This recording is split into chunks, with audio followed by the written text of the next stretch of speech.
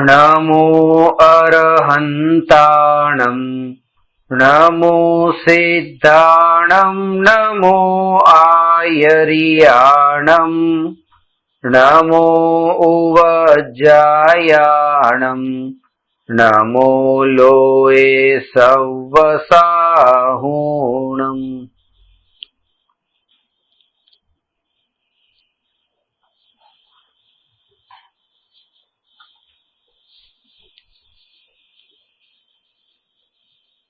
मोक्ष मार्ग प्रकाशक नवमो अधिकार सांसारिक सुख दुख ज छे।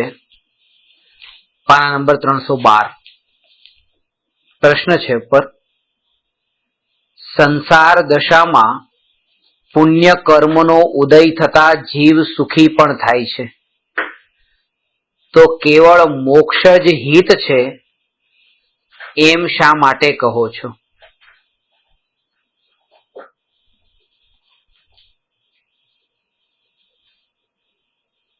अनादिकाळथी मिथ्या दृष्टि जीवनी दृष्टि बे द्रव्यने एक साथे जोड़ीने देखवानी छे अने एना ज कारणे द्रव्यनी स्वतंत्रतानुं ज्ञान थतुं नथी।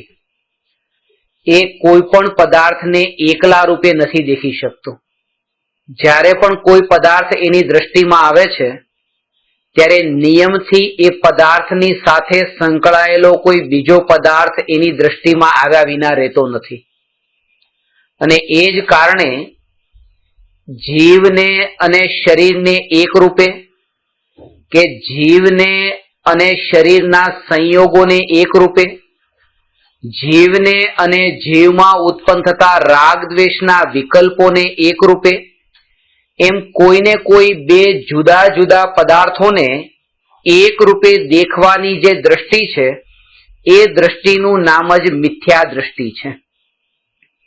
बे द्रव्य स्वतंत्र छे, जुदा जुदा छे अने जुदा जुदा द्रव्य एक रूपे जणाय छे એટલા માટે જ એ વાત શ્રદ્ધામાં નથી આવતી કે આ શાસ્ત્ર આ સ્પેસ પર આકાશના આ પ્રદેશ પર સ્થિત છે તો એ આ ટેબલના કારણે છે। જો ટેબલ ન હોત તો શાસ્ત્ર પડી જાત।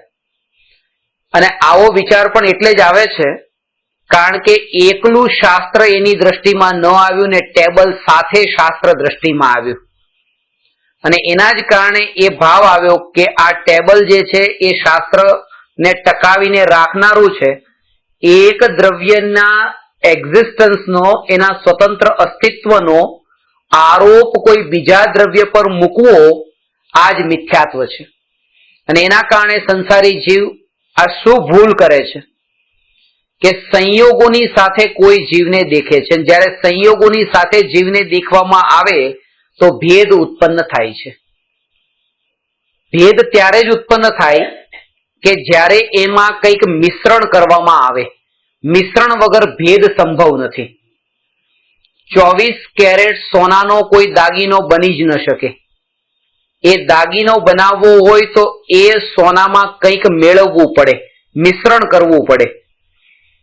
વીટી બનાવવી હોય કે બંગડી બનાવવી હોય તો એમાં કંઈક એ સોનામાં મિશ્રણ કરે તો કંઈક દાગીનો બને। તો આ જે વીટી બંગડી બુટી આ જે ભેદ છે એ ભેદ ત્યારે જ સંભવ છે જ્યારે એમાં કંઈક મિશ્રણ કરવામાં આવે। મિશ્રણ વિના તો ભેદ સંભવ નથી। હવે આ એક આત્મા, આ બીજો આત્મા, આ ત્રીજો આત્મા, એવી રીતે દરેક આત્મા એ આત્મામાં ભેદ ત્યારે જ સંભવ છે જ્યારે એ આત્માને કોઈ પર પદાર્થથી મિશ્રણ કરીને દેખવામાં આવે તો। દાખલા તરીકે કે આ આત્માને મેં એ શરીરથી મિશ્રણ કરીને દેખ્યા તો મને એ સ્ત્રી રૂપે, બીજા આત્મામાં તો પુરુષ રૂપે, કોઈમાં ગરીબ રૂપે, કોઈમાં ધનવાન રૂપે, કોઈમાં રાગી રૂપે, કોઈમાં દ્વેષી રૂપે। આ જે ભેદ પડે છે ક્યારે પડે છે કે જ્યારે એક શુદ્ધાત્માને કોઈ એવા પરભાવ કે પરદ્રવ્ય સાથે મિશ્રણ કરીને જ્યારે આપણે દેખીએ છીએ ત્યારે તે એ શુદ્ધાત્માનો બીજા શુદ્ધાત્માથી ભેદ દેખાય છે, નહીં તો ભેદ ન પડે। એટલે પહેલી વાત તો એ કે ભેદનું મૂળ કારણ મિશ્રણ છે. જો મિશ્રણ નથી તો ભેદ નથી, અને દુઃખનું મૂળ કારણ ભેદ છે, અને જો ભેદ નથી તો દુઃખ પણ નથી, અને તેથી કરીને કોઈ પણ જીવને મિશ્રણ સહિત ન દેખે તો દુઃખ નથી. આ દુઃખનું મૂળ કારણ આ છે. અને જે એક પોતે પોતાને ભેદ રૂપે દેખે છે એ આખા જગતને પણ ભેદ રૂપે દેખે છે. પોતાને મિશ્રણ કરીને એટલે સંયોગો સાથે, જે પોતાના સંયોગોથી પોતાને દર્પણ સામે એકવાર દેખીને જે રૂપે નિહાળે છે અને એવી તન્મયતાથી નિહાળે છે કે આ સિવાય મારું કોઈ અસ્તિત્વ જ નથી, તો એ જીવની દ્રષ્ટિમાં હવે બીજા કોઈ પણ જગતના પદાર્થોને, દ્રવ્યોને દેખવામાં એવો વિચાર પણ નહીં કરવો પડે, કારણ કે શ્રદ્ધાને વિચારની જરૂર નથી પડતી. શ્રદ્ધા એનું જ નામ છે જેમાં વિચારની જરૂર ન પડે. અને જ્યારે પણ કોઈને આપણે જેવા પહેલા જ ફર્સ્ટ રિફ્લેક્શન જે અંદરમાં આપણા અંદર પ્રતિબિંબ પડે છે ત્યારે એ રૂપે જ કે આ વ્યક્તિ, આ વ્યક્તિ, આ વ્યક્તિ, ત્યારે એ વિચાર નથી આવતો કે આ શરીરથી જુદો એવો કોઈ આત્મા, કારણ કે શ્રદ્ધા માટે વિચાર ન આવે. એ શ્રદ્ધામાં પડેલું છે કે શરીર ને આત્મા એક જ છે, ને આ જે શરીર છે એ જ આત્મા છે, આ જ બધું છે, એ સિવાય બીજું કંઈ નથી. વિચાર કેમ નથી આવતો? કારણ કે શ્રદ્ધા છે. અને એ જ કારણ છે કે એ શ્રદ્ધા ઊંઘમાં પણ એવા રૂપે જ પડેલી છે, એટલે ઊંઘમાં પણ મિથ્યાત્વ એવું જ પોષાય છે જેવું જાગૃતિની અવસ્થામાં. કારણ કે ઊંઘમાં પણ એ માન્યતા દ્રઢ પડેલી છે કે હું આ શરીર છું ને શરીરનું જે કંઈ પણ આકૃતિ, શરીરના રૂપરંગ એ બધા હું છું. એ પ્રતીતિ કહું છું, એ વિચાર નથી કહેતો, એ શ્રદ્ધા. અને એ શ્રદ્ધાના બળ પર જ ઊંઘમાં પણ કોઈ જગાડીને પૂછે તો એ જ વિચાર આવે છે. અને એવો એક પ્રયોગ કરવામાં આવ્યો કે 10 વ્યક્તિ ઊંઘી રહી છે અને એ 10ના કાન પાસે એક રેકોર્ડિંગ ત્યાં મૂકી, કેસેટ મૂકી, અને સ્ટીવ સ્ટીવ સ્ટીવ એવી કેસેટ ચાલુ રાખી. થોડા જ પળમાં એક વ્યક્તિ ઊભી થઈને 9 સૂતી રહી, અને તરત જ એવી ઝબકીને જાગી, કારણ કે અંતરમાં એમ લાગ્યું મને કોઈએ બોલાવ્યો. એ ઊંઘમાં પણ એ સ્ટીવ નામની વ્યક્તિ હતી, પોતાને સ્ટીવ માને છે. તો જે શરીરનું નામ છે એ જ હું છું, આ શ્રદ્ધા ત્યાં ઊંઘના કાળે પણ એવી પડેલી છે. જે વિચાર પણ નથી કરવો પડતો, વગર વિચારે એ શ્રદ્ધામાં પડ્યું છે. અને સદગુરુ આપણને જાગૃતિની અવસ્થામાં, ઊંઘમાં નહીં, આપણે જાગતા હોય ત્યારે આપણને એમ કહે કે તમે પરમાત્મા પરમાત્મા પરમાત્મા, તો પણ એમ નથી લાગતું કે આ હું. પેલાને ઊંઘમાં પણ ખબર પડે છે, આ જાગૃતિમાં પણ ખબર નથી પડતી. આનો અર્થ છે કે એ જે ઊંઘમાં પણ ખબર પડી એ શ્રદ્ધાનું બળ છે, અને આ જાગૃતિમાં પણ ખબર નથી પડતી એ વિચારની નબળાઈ છે. એટલે બે વાત સમજજો, એક શ્રદ્ધાનું બળ ને આ વિચારની નબળાઈ. હું તમને એમ કહું છું તમે પરમાત્મા છો, તમે પરમાત્મા છો, એ પરમાત્મા છો એ કહું છું, એ સમયે પણ પરમાત્મા શ્રદ્ધામાં કેમ નથી આવતું? કારણ કે વિચાર જે ચાલવો જોઈએ એ વિચારમાં બીજા દુનિયાના એટલા વિચારો અંદર પ્રવેશી જાય છે કે જે આ વિચારને શ્રદ્ધા સુધી નથી પહોંચવા દેતો. એટલે આ સંયોગોની સાથે કોઈ આત્માને દેખવા વાળી જે દ્રષ્ટિ, એ દ્રષ્ટિનું નામ જ તે મિથ્યા દ્રષ્ટિ. અને એ અહીંયા પહેલા કહે છે કે જે આ દ્રષ્ટિએ દેખે છે એને જ તે કોઈ જીવ સંસારમાં વધારે સુખી, કોઈ ઓછો સુખી એ રૂપે દેખાય છે, કારણ કે સંયોગોની સાથે દેખ્યો છે. સંયોગો, એક વ્યક્તિ પાસે 1 લાખ રૂપિયા છે, એકની પાસે 1 કરોડ રૂપિયા છે, એકની પાસે 1000 રૂપિયા છે. તો 1000 વાળો, 1 લાખ વાળો, 1 કરોડ વાળો, તો આપણે જોયું આ મોટો, આ નાનો, આ એનાથી નાનો. પણ હવે આ ત્રણેય અમાઉન્ટને અલગ કરીને હવે એક ખાલી 3 વ્યક્તિને જ જોઈએ તો એમાં પણ હજી ભેદ પડશે કે એક કાળો છે, એક રૂપાળો છે, એક દેખાવડો છે, એક કદરૂપું છે. હજી ભેદ તો પડ્યો જ, કારણ કે હજુ પણ ભલે દૂરના ભિન્ન ક્ષેત્રાવગાહી સંયોગો સાથે આત્માને ન જોડ્યો, પણ એક ક્ષેત્રાવગાહી સંયોગોથી તો હજી પણ દેખ્યો છે. અને એનાથી પણ હવે અલગ કરીને દેખો તો પણ હજી ભેદ પડશે કે એકને બહુ ક્રોધ છે ને એકને બહુ અભિમાન છે, એકને લોભ છે ને એકને માયા છે. કઈક એવા ભેદ હજી પડશે. એટલે બે વાત બતાવી, સંયોગોથી અને સંયોગી ભાવોથી આત્માને જુદો દેખવો એનું નામ સમ્યક દર્શન.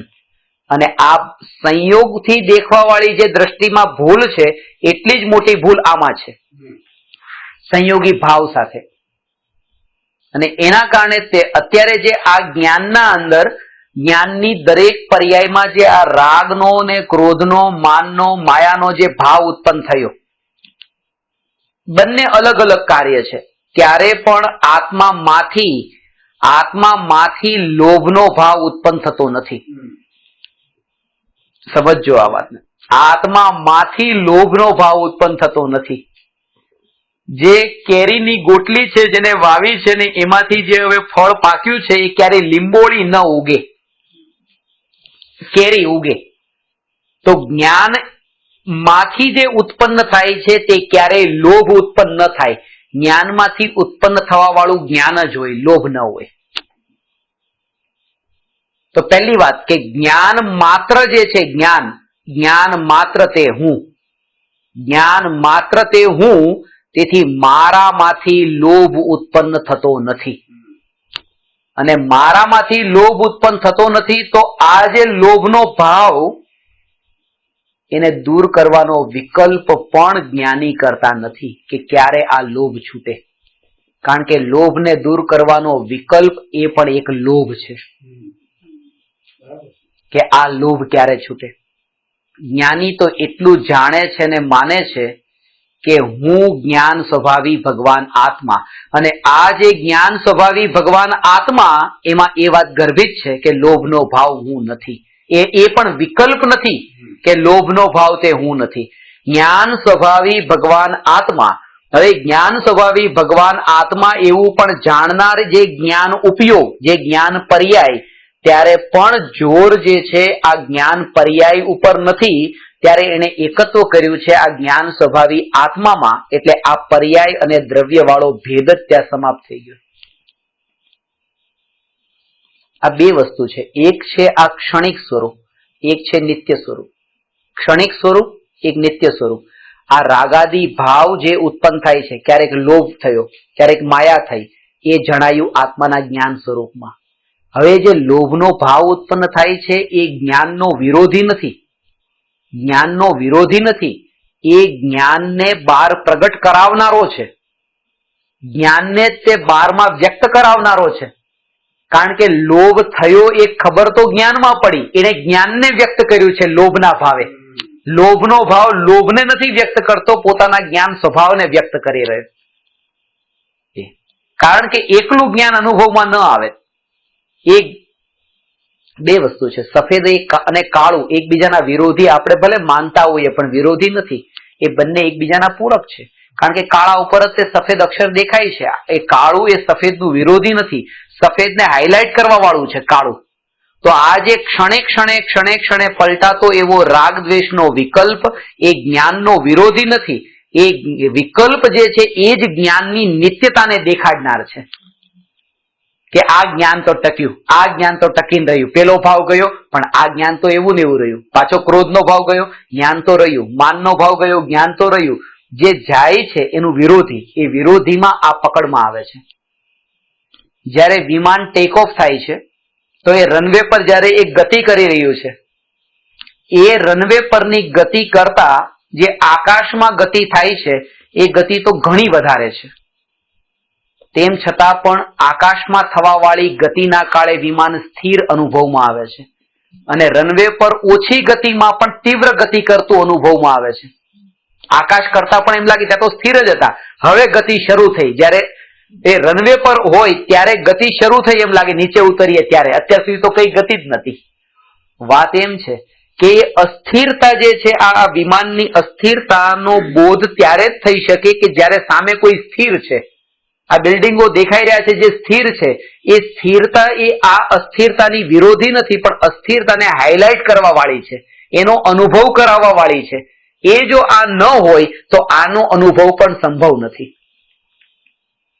હવે કે જેમ જેમ હવે આ જ્ઞાનની પર્યાયમાં ક્રોધ જણાયો, આ ક્રોધ જ્ઞાન પર્યાયમાં જણાયો, આ માન જ્ઞાન પર્યાયમાં જણાયું, આ માયા જ્ઞાન પર્યાયમાં જણાય. હવે આ જે જાણવા રૂપે જે પરિણમે છે એની ખબર તો આના અસ્તિત્વથી પડી.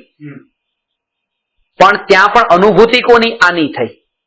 અને એક સ્થિતિ એવી આવે છે કે જ્યારે આના ઉપરથી દ્રષ્ટિ હટી જાય છે ત્યારે આ જાણવારૂપ જે પરિણમન છે, પરિણમન તો થાય છે, પરિણમન અટકતું નથી. એટલા માટે ગઈ વખતે આ વાત બતાવી હતી કે જાણવા રૂપે પરિણમીને પણ જાણવા રૂપે ટકીને રહેનાર તે હું છું. પરિણમન એ ગમન, એ પરિણમન ચેન્જીસ, એ ચેન્જીસમાં પણ એ નિત્યતા છુપાયેલી છે. એ આકાશમાં જે વિમાન છે એ વિમાન નિરંતર પરિણમનશીલ છે, ગતિ કરી રહ્યું છે. એ પરિણમીને પણ અનુભવમાં તો સ્થિર જ આવી રહ્યું છે.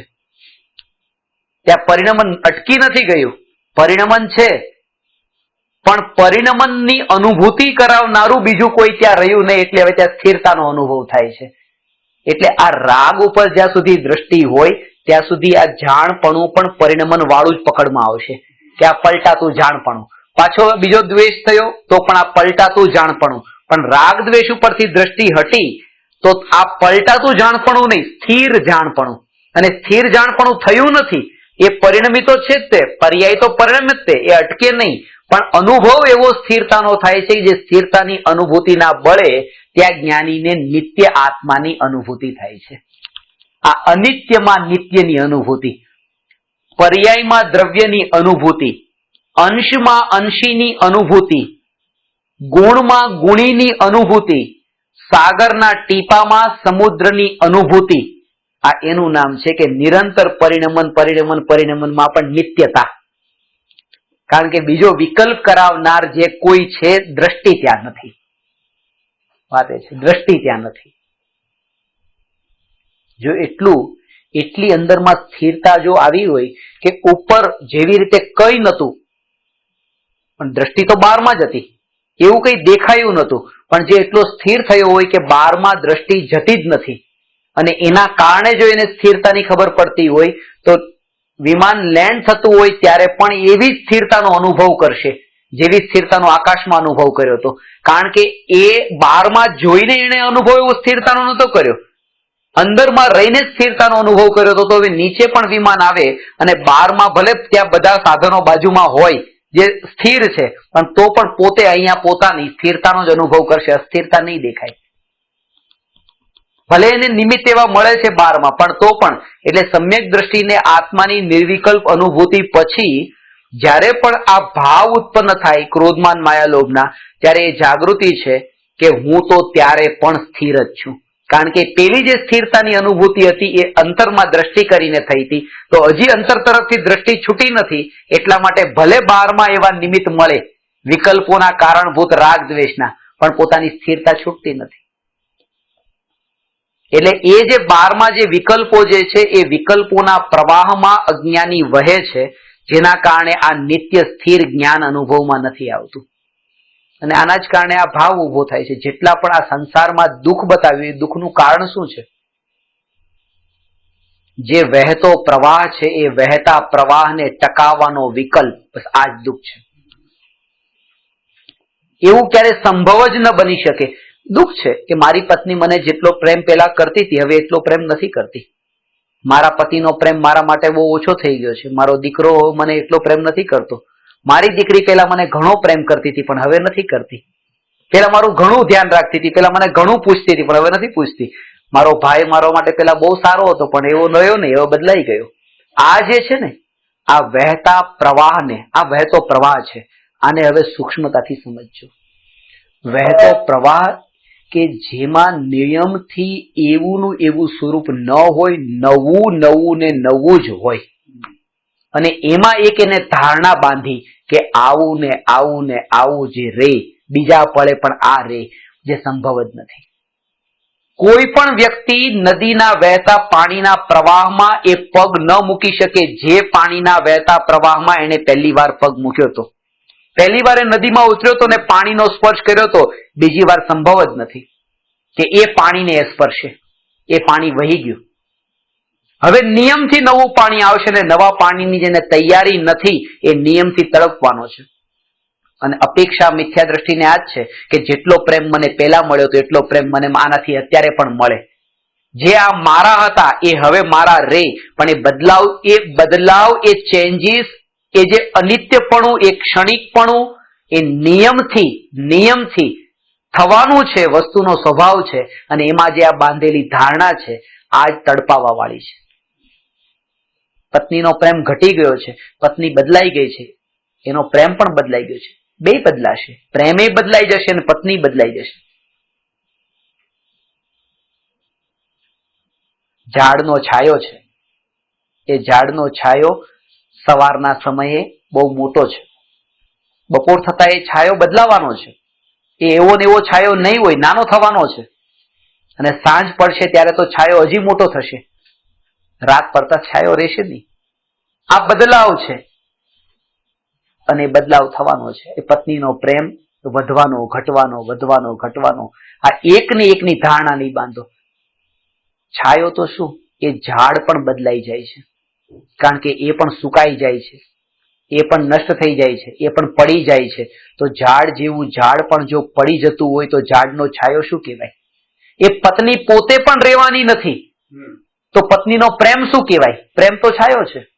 અને બંનેનો જે સ્વીકાર કરે કે છાયો પણ વહેતો પ્રવાહ છે અને વૃક્ષ પણ વહેતો પ્રવાહ છે, એનો પ્રેમ પણ વહેતો પ્રવાહ છે અને એ પત્ની પણ વહેતો પ્રવાહ છે.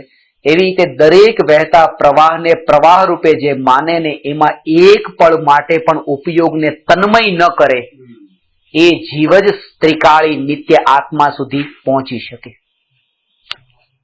પ્રવાહને પ્રવાહ રૂપે જાગૃતિ પૂર્વક એને જાણ્યું કે આ વહેતો પ્રવાહ છે. એ નથી નિયમથી નથી કે જે દીપક મેં સળગાવ્યો રાત્રે અને હવે એ જ દીપકને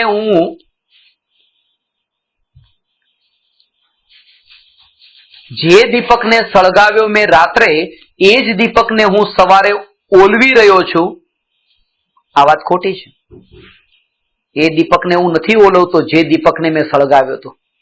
એ તો કેટલી વાર ઓલવાઈ ગયો, કેટલી વાર પ્રગટ્યો, કારણ કે પર્યાય તો એ જે પ્રગટાવ્યો હતો એ તો ચેન્જ થઈ પાછી નવી પર્યાય. સૂક્ષ્મતાથી તમે જોવો તો એ તો અસંખ્ય વાર પ્રગટ્યો અને બુજાયો, પ્રગટ્યો ને બુજાયો. પણ માન્યતા એ છે કે જે દીપક પ્રગટાવ્યો હતો એને જ બુજાવું છું. બુજાવવા એ અલગ છે. કેટલાય પ્રગટવાનું ને કેટલું બુજવાનું કામ વચ્ચે થઈ ગયું છે. આ સૂક્ષ્મતા પકડમાં નથી આવતી. એ નિત્યતા લાગે છે. જે અનિત્ય છે એ અનિત્યમાં જ નિત્યતા લાગે છે. અને એના જ કારણે એ આટલી સંકુચિત દ્રષ્ટિથી એની આગળનો વિચાર જ નથી આવતો. જેટલો વિચાર આવે છે, કાલ સવારનો આવે છે, કાલ સાંજનો આવે છે, મહિના પછીનો આવે છે, એમ ધીરે ધીરે આગળ જતા જે વિચાર આવે છે, 2 વર્ષનો, 5 વર્ષનો, એની આગળ પછી બહુ વિચાર નથી આવતો. એનું કારણ જ આ છે. કારણ કે આટલા માત્ર જેટલું પણ જ્ઞાન, જેટલું પણ સ્થિર થવું જોઈતું હતું, આ બધામાં એવું સ્થિર થઈ ગયું છે કે હવે એમાંથી બહાર નીકળે તો એની આગળનો વિચાર આવે ને. સંસારમાં જે સુખ માને છે એના માટે, કે જે એમ કહે છે કે આ જગતમાં કશું જ અસંભવ નથી, nothing is impossible, because impossible word says I am possible. હવે એને માને છે. નેપોલિયને એ વાતને કીધી કે આ જગતમાં કઈ અસંભવ નથી, બધું જ સંભવ છે. મારા જીવનના શબ્દકોશમાં, ડિક્શનરીમાં ક્યાંય ઇમ્પોસિબલ નામનો શબ્દ જ નથી. અને એ વ્યક્તિ ક્યારેય પણ સમજદાર, બુદ્ધિશાળી, જ્ઞાની ન હોઈ શકે જેની ડિક્શનરીમાં ઇમ્પોસિબલ નામનો શબ્દ ન હોય. કારણ કે આ વાક્ય કહેવાના 2 વર્ષ પછી જ નેપોલિયન હેલેનાના જેલમાં હતો, સડતો હતો.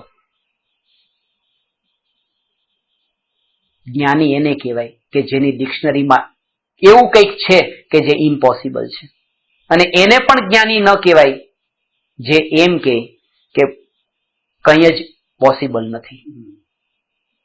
જ્ઞાની એને કહેવાય કે જે એ વાતને જાણે કે આ તો ઇમ્પોસિબલ છે અને આ પોસિબલ છે. એ શું ઇમ્પોસિબલ છે અને શું પોસિબલ છે એનો ભેદ જે પરફેક્ટલી કરી શકે તે જ્ઞાની. 5 ઇન્દ્રિયના વિષયના ભોગમાંથી, શરીરમાંથી, પૂદગલમાંથી સુખ લેવું ઇમ્પોસિબલ છે. એવું નથી કે બધું જ પોસિબલ છે. આ તો ઇમ્પોસિબલ છે. જન્મ છે તો મૃત્યુ છે, એવું નથી કે મૃત્યુ નથી. મૃત્યુને ઇમ્પોસિબલ માનવું તો એ જ્ઞાની ન કહેવાય. જ્ઞાની કહે છે આ તો પોસિબલ છે. એટલે આ જે પોસિબલ છે એ બતાવે છે, જે ઇમ્પોસિબલ એને પણ બતાવે છે, આ બંને વાત. અને જ્ઞાનીને ખબર છે કે ત્રિકાળી ધ્રુવ ભગવાન આત્મામાં અનંત સુખ છે, તો એ પર્યાયમાં વ્યક્ત થઈ શકે છે, એ પોસિબલ છે. પણ પાંચ ઇન્દ્રિયના વિષયના ભોગમાંથી સુખ એ પોસિબલ નથી. અને ક્યાં ભેદ માનવો કે કઈ કઈ ઘટનાને, કઈ કઈ ક્રિયાને, કેવા કેવા પ્રકારના કાર્યોમાંથી મળતા સુખને કોને ઇમ્પોસિબલની કેટેગરીમાં મોકલવું, કોને પોસિબલની કેટેગરીમાં રાખવું, આનો પરફેક્ટલી જે ભેદ જાણી શકે તે જ્ઞાની. ને મોટા અજ્ઞાની દુખિયાના કારણે જ છે કે જ્યાં વહેતો પ્રવાહ હતો એ પ્રવાહ રોકાવો એ સંભવ જ નતો. એટલે એક મારા ઓળખીતા છે, એમને મેં પૂછ્યું તમારી કઈ ઈચ્છા? તો કે મારી કોઈ ઈચ્છા નહીં, બસ મારી એટલી ઈચ્છા કે મારો દીકરો ભણી ગણીને મોટો થાય ને આગળ વધે ને લગ્ન થાય ને નોકરી મળે ને બધું બધી એ પૂરી. કેટલા અને ભણે મોટો થયો, એમએ થયો, પાસ થયો, પછી એના દીકરો એ મને હમણાં થોડા દિવસ પહેલા મળ્યો. મેં કીધું શું ચાલે છે? એના લગ્ન થયા, 3 બાળકો છે ને એ બસ બધું સારું છે, મારી કોઈ ઈચ્છા નથી, મારો દીકરો છે આ બધી મોટા થાય ને સારી રીતે બસ સુખી થઈ. આ જે જીવન જીવવાનું છે ને, આ ઉધાર જીવન છે, ઓછીનું લીધેલું, આ બીજાના માટે. અને મોટા ભાગે આ જ થતું હોય કે માણસ બીજાના માટે જ જીવવાની કોશિશ કરતો હોય. જે મકાન પોતે આટલા વિકલ્પો કરીને બાંધ્યું હોય, માંડ એમાં થોડો ટાઈમ રહેતો હોય, રહેનારા કોઈ બીજા જ હોય. પાપના પોટલા પોતે બાંધી ગયો, રહેનારા કોઈ બીજા જ છે. જે પૈસા પોતે પાપ કરીને ભેગા કર્યા, 1 રૂપિયો પણ પોતે ભોગવવા માટે રહેતો નથી, ભોગવનારા કોઈ બીજા હોય છે. આ બીજાના માટે જે જીવવાની વાસના ને ઈચ્છા એ ક્યારેય પૂરી ન થઈ શકે. ના તો મારી થાય છે, ના મારા દીકરાની થશે, ના એના દીકરાની થશે. કારણ કે ના તો આપણા બાપાની થઈ હતી, ના એના બાપાની થઈ હતી, કોઈની સંભવ નથી. બીજાના માટે જીવન જીવવાની જે આ વાસના અંદર છુપી રીતે પડી છે. કારણ કે હું ન ભોગવી શક્યો, પણ મારો અંશ તો ભોગવે. મારો અંશ એ પણ હું છું ને, મારું લોહી જ છે ને. એમાં મરતા મરતા પણ એ ભાવ રહી જાય છે, હું નહીં તો એ, હું નહીં તો મારો અંશ, મારું લોહી. એટલે એક માણસના શરીર પર મચ્છર બેઠો ને મચ્છર કરડ્યો ને એ ઉડે એના પહેલા જ તે એને મચ્છરને પકડ્યો અને પકડીને સીધો ત્યાં માર્યો નહીં, ઉડાડી દીધો આરામથી, પ્રેમથી, પંપાળીને. આમ તો કોઈ કીધું આ શું કર્યું? તે કે આ મચ્છર કરડ્યો, આટલું તારું? મારું લોહી. એ મચ્છરમાં મારું લોહી હતું. જેમ કે ને છોકરા આપણું લોહી જ છે ને, જવા દો ને, છોડી મૂકો ને. આ શરીર તો મારું છે, પણ એ લોહી પણ જેમાં ગયું એમાં પણ આ ભાવ ક્યાંથી આવ્યો? આ ભાવ પોતાના પરિપૂર્ણ સ્વભાવના અસ્વીકારના કારણે આવ્યો. કે કોઈક ના કારણે હું પૂર્ણ છું, પોતે પોતાના કારણે નથી. એટલે ત્યાં સુધી પણ લાંબુ થવું પડ્યું ને કે તે પણ હું. કારણ કે આ પરિપૂર્ણતાની ખબર હોત ત્યાં સુધી દૂર સુધી ન જાય. એટલે દરેક સમયે જ્ઞાનીને એ જાગૃતિ છે કે આ જગતમાં જે વહેતો પ્રવાહ છે એ પ્રવાહને એના એ રૂપે દેખવાની ક્યારેય પણ ઈચ્છા પેલા કરતા નથી. એ નિયમથી પરિવર્તનશીલ છે અને એ પરિવર્તનશીલમાં જ પોતાની નિત્યતા પકડમાં આવે છે. કારણ કે ક્ષણિક જ નિત્યને બહાર લાવનારું છે. એનાથી જ ખબર પડે છે કે આ જે હું, એટલે કે જ્યારે એ ભાવ થયો લોભનો કે મારે આ જોઈએ છે, એ ભાવ થયો લોભનો, એમાં કેટલી પરાધીનતા છે. જ્ઞાનીને પણ લોભનો ભાવ થાય છે, પણ લોભના ભાવની સાથે એક જાગૃતિ છે કે જે વસ્તુ મેળવવાનો લોભનો ભાવ થયો છે તે વસ્તુની પૂર્તિથી હું પરિપૂર્ણ થવાનું નથી. એ કોઈ કર્મનો ઉદય છે કે આ લોભનો ભાવ થયો છે અને અંતરમાં પોતાના ત્રિકાળી સ્વરૂપનો અનુભવ થયો છે. એ અનુભવના બળ પર તે ત્યાં જાગૃત છે, અનુભવના બળે. અને એ વાતને જાણે છે કે જેમ એ વસ્તુ નથી મળતી તો હજી એનો કાળ પાક્યો નથી કે નથી મળતી, તો આ લોભનો ભાવ પણ ઉત્પન્ન થઈ રહ્યો છે કારણ કે એનો કાળ પાક્યો છે કે આવો લોભ થાય. આ બે વાતને સમજજો. લોભ થયો છે કોઈ વસ્તુને મેળવવાનો, તો વસ્તુ મળતી નથી તો એ જાગૃતિ છે કે વસ્તુને મળવાનો કાળ પાક્યો નથી. અને કોઈ પણ જીવને એક તરફી શ્રદ્ધા ન હોય કે આનો કાળ પાક્યો નથી, બે શ્રદ્ધા હોય, આનો કાળ પાક્યો નથી, આનો કાળ પાક્યો. એમ વાત સમજાય તમને? કે એક મિત્રની રાહ જોતા હતા અને મિત્ર તો આવતો નથી તો આપણે એમ કીધું ઠીક છે હજી એનો કાળ પાક્યો નથી, પણ ત્યાં શત્રુ આવી ગયો. તો ત્યાં પણ એટલી દ્રઢ શ્રદ્ધા છે કે જો આ કાળ પાક્યો નથી તો આનો કાળ પાક્યો હતો. આ બે શ્રદ્ધા એક સાથે હોય તો એ કે આ વસ્તુ મારે જોતી છે તો વસ્તુ મારી પાસે આવતી નથી તો એ કેમ કે એનો કાળ પાક્યો નથી. પણ એ ક્યારે આવે આવો જે લોભનો ભાવ એનો કાળ પાકેલો છે કે આવો ભાવ આવે. અને એ હું આ ભગવાન આત્મા જે જ્ઞાન સ્વભાવી જે જાણનાર આ વસ્તુ આવી નથી ને એનો કાળ પાક્યો નથી એને પણ જાણનારો અને આ કેમ નથી આવી એવો જે વિકલ્પ એનો કાળ પાકી ગયો છે એને પણ જાણનારો હું છું. આ બેયથી જુદો છું અને એટલા માટે જ્ઞાની એ વિકલ્પોમાં ઉલઝતા નથી, એ આકુળતામાં ઉલઝતા નથી કે આ ક્યારે મળે અને આ ભાવ ક્યારે છૂટે, કારણ કે બંનેને સહજ જેમ છે તેમ જાણી લે છે એટલે વિકલ્પને આકુળતાની તરંગો એવી ઉછળતી નથી. નિશ્ચિતતા છે ત્યાં બંનેમાં કે આ પણ આ સમયે હજી નથી મળવાનું એ નિશ્ચિતતા છે, આ સમયે આ ભાવ થવાનો છે એ નિશ્ચિતતા છે. અને એ બંને નિશ્ચિતતાને જાણવા વાળું જે જ્ઞાન છે એમાં પછી ક્યાંય આકુળતા નથી. નિશ્ચિતતા જાણી. આકુળતા ત્યારે જ ઉત્પન્ન થાય જ્યારે બે દ્વંદ ઉભા થાય. હંમેશા જો બે અનિશ્ચિતતા હોય તો આકુળતા ન થાય અને બે નિશ્ચિતતા હોય તો આકુળતા ન થાય. નિશ્ચિતતા અને અનિશ્ચિતતા આ બે હોય તો આકુળતા થાય. સિગ્નલ લાલનું લીલું થવાનું છે એ નિશ્ચિત છે, પણ ક્યારે થશે એ ખબર નથી, એ નિશ્ચિત લાગ્યું નથી, પાક્કું ખબર નથી એટલે આકુળતા થાય ક્યારે ખુલશે. કારણ કે બે માંથી એક તો નિશ્ચિત છે કે ખુલશે જ અને બીજું અનિશ્ચિત છે. ખરેખર તો એ પણ નિશ્ચિત છે પણ એની દ્રષ્ટિમાં એક તો અનિશ્ચિત છે અને એક નિશ્ચિત છે ત્યારે આકુળતા ઉત્પન્ન થાય છે. એક વાત તો નિશ્ચિત છે કે મરવાનું છે પણ બીજી વાત અનિશ્ચિત છે કે ક્યારે મરવાનું છે અને એટલે જ તે આકુળતા થાય છે. શું થશે. એક નિશ્ચિતતા હોય ને એક અનિશ્ચિતતા હોય ત્યાં જ આકુળતાની તરંગો ઊભી થાય.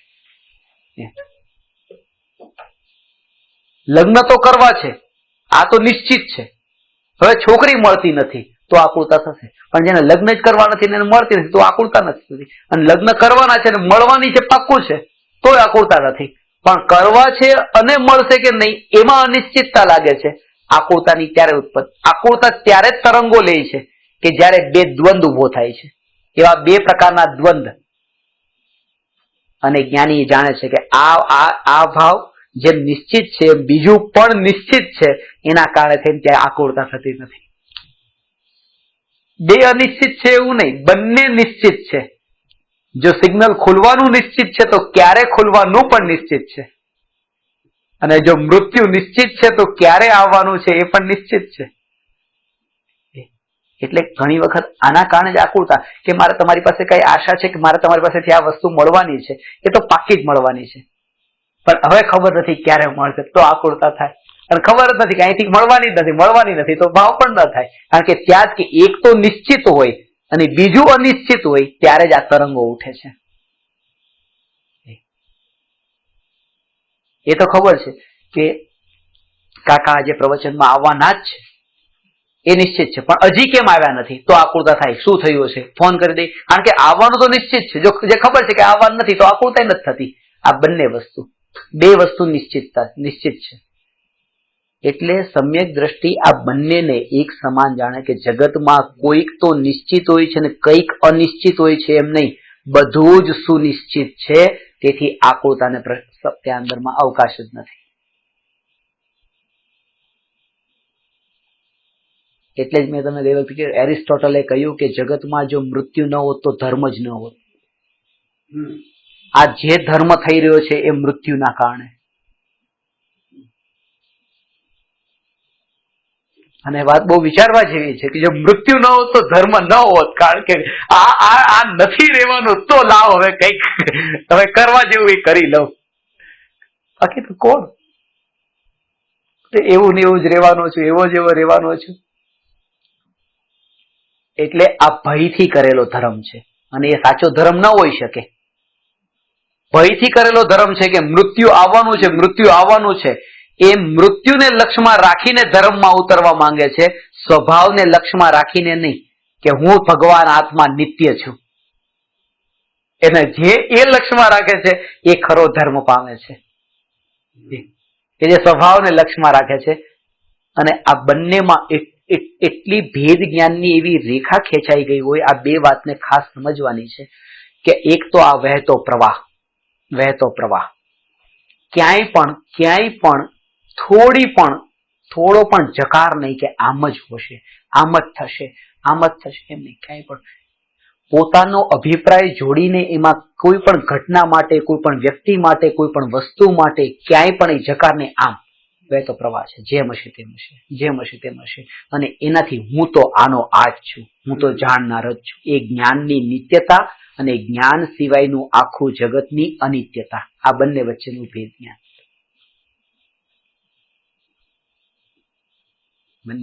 અને જ્ઞાનીને માટે પછી એ આખું જગત અનિત્ય છે, એ અનિત્ય નથી. એ અનિત્ય તો જગત માટે જ છે, બહારના લોકો માટે. કારણ કે આ પણ બાહ્ય દ્રષ્ટિ છે. અને એના જ કારણે જ્ઞાનીને અંતરમાં શ્રદ્ધા છે ને તેમ છતાં પણ યુદ્ધ કરે, ભોગવે ત્યારે એવો ભાવ આવે કે અંતરમાં આટલું બધું માનવા વાળા જીવ પણ આ બધામાં કેમ પડે છે? એ બધામાં કેમ પડે છે? એને જ દેખાય છે. એને જ દેખાય છે કે જે પોતે એમાં પડેલો છે. આ વાતને ખાસ સમજવી. પોતે જે ભોગોમાં પડેલો છે એને જ જ્ઞાની ભોગોમાં પડેલા દેખાય છે. અને જે પોતે ભોગોમાં પડ્યો નથી એને જ્ઞાની ભોગોને જાણતા દેખાય છે, ભોગતા નહીં. કારણ કે પોતે જાણે છે તો એ જ્ઞાનીને પણ એ રૂપે જાણશે. એટલે કુંકુંદાચાર્ય કહે છે કે સમ્યક દ્રષ્ટિ ચોથા ગુણસ્થાનમાં ભોગવતા નથી. સમયસારમાં નિર્જરાધિકારમાં છે. સમ્યક દ્રષ્ટિ ભોગોને ભોગવતા નથી, ભોગોને જાણે છે. એ જાણે છે. અને જાણવું જે છે, જ્ઞાન છે, એ નિર્જરાનું કારણ છે. ભોગવવું તો નિર્જરાનું કારણ કેવી રીતે હોય? એ તો પાપ છે. એટલે જે જાણે છે આ. એટલે ઘણી વખત કોઈ ભોળો વ્યક્તિ હોય ને એનું ખિસ્સું કપાઈ જાય, મોટા ભાગે આવું થતું હોય કે ભોળા માણસના ખિસ્સા કપાતા હોય. એનું કારણ આ છે કે એ પોતે ભોળો છે એટલે એને બધા જ ભોળા દેખાય. આ આવું થોડું કરે, આ આવું થોડું કરે, આ આવું થોડું કરે, એને બધા ભોળા જ દેખાય. અને આપણે એવા ભોળપણને આપણે પોતે આપણે પોતાને મંદ બુદ્ધિ માનતા હોય. હું તો આ માણસને એક નજરમાં જોઉં તો ઓળખી લઉં કે આના અંદર શું ભરેલું પડ્યું છે. એને પોતાને આપણે પોતે મહાન માનીએ, પણ જેટલું પણ બધો કચરો જોઈએ, બધો કચરો ત્યાં હોતો જ નથી, બધો અહીંયા જ હોય છે. અને પાછા પોતે માનતા હોય કે મારું જો જજમેન્ટ કેટલું. એટલે બે વ્યક્તિના ખિસ્સા કપાય. એક તો એ કે જે બિલકુલ પોતે તે પોતાનામાં ડૂબેલો હોય કે બધાને હવે એવા રૂપે જ જોતો હોય, કોઈ વિકલ્પ જ ના આવે કે આવું કરશે મારી સાથે, એને આવું થાય. અને બીજા એને કે જે બિલકુલ 5 ઇન્દ્રિયમાં બિલકુલ તલ્લીન થઈ ગયો હોય, એને પણ થાય આવું. અને આ ખાલી કહેવા માટે ને, રિયલમાં તે બસમાં હમણાં જ એવું થયું. એક છોકરાની બાજુમાં છોકરી બેઠી, છોકરી હાથ કરતી હતી ને લગાડતી હતી, હાથ લગાડતી હતી. ચલો છોકરાને ગમી ગયું. થોડી વાર પછી છોકરી ઉભી થઈને ઉતરી ગઈ આગળ. આ છોકરાએ જોયું ખિસ્સું કપાઈ ગયું હતું. પેલો ખિસ્સું કાપીને જતી રહી, ઉતરી ગઈ હતી. આને હાથ લાગતો હતો, થોડીક વાર ગમતું હતું આમ બાજુમાં. એટલે જે ઇન્દ્રિયોના વિષયમાં ડૂબેલો હોય એના ખિસ્સા કપાય, કાં તો બધાને બસ એટલો ભોળો હોય. બેમાં એક્સ્ટ્રીમ છે, એક્સ્ટ્રીમ. કાં તો કોઈ પાપી હોય, કાં તો ધર્મી હોય. ધ્યાન નથી રહેતું ત્યારે, પણ ત્યાં તો ધ્યાન જાય છે કે આ જીવ છે, પણ એ દ્રષ્ટિથી પણ એને જોવે છે કે કોઈ જીવ આવો ન હોય.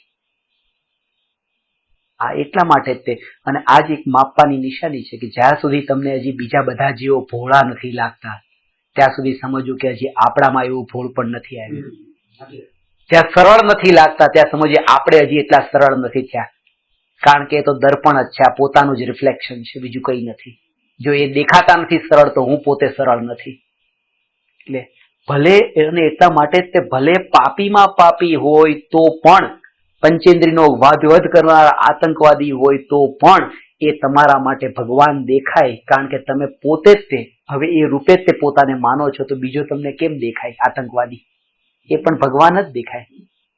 નથી દેખાતો એ રૂપે, એ રૂપે વિચાર પણ નથી આવતો. એટલા માટે નથી આવતો કે એ નથી, એ છે. પણ એટલા માટે વિચાર નથી આવતો કારણ કે આપણી દ્રષ્ટિ હવે એવી નથી, મહત્તા એને આપી નથી. પ્રાયોરિટી કોને આપીએ છીએ એ મહત્વનું છે. દરેક સમયે આ બે વસ્તુને ક્યારેય પણ ન જોડાય એનું ધ્યાન રાખવું. જાગૃતિ એ કે જેટલું પણ ક્ષણિક છે એ વહેતો પ્રવાહ છે, વહેતા પ્રવાહમાં એ વહેતા પ્રવાહને ટકાવીને રાખવાનો વિકલ્પ એ જ અનંત દુઃખનું કારણ છે. એ વહે ત્યારે વસ્તુ સ્વરૂપનો સ્વીકાર થાય. આ વસ્તુ સ્વરૂપ, આ વસ્તુ સ્વરૂપ, દરેક સમયે આ જાગૃતિ, આ વસ્તુ સ્વરૂપ, કારણ કે વહેતો પ્રવાહ છે.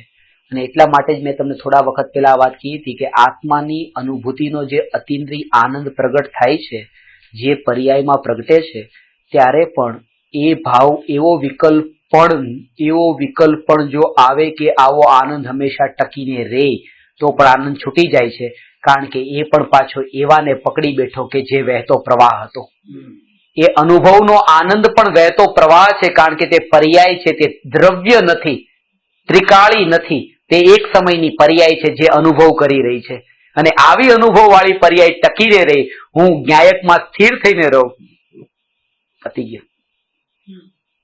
કારણ કે પાછો ન્યાયકમાં સ્થિર થવા વાળી જે પર્યાય ને પર્યાય તે હું, આ એના જેવું છે. એ વિકલ્પ આવી ગયો, એ વિકલ્પ આવી ગયો. એ પર્યાય તે હું, કારણ કે હું આવું બસ આવું ટકીને રહી, આવું ટકીને રહી.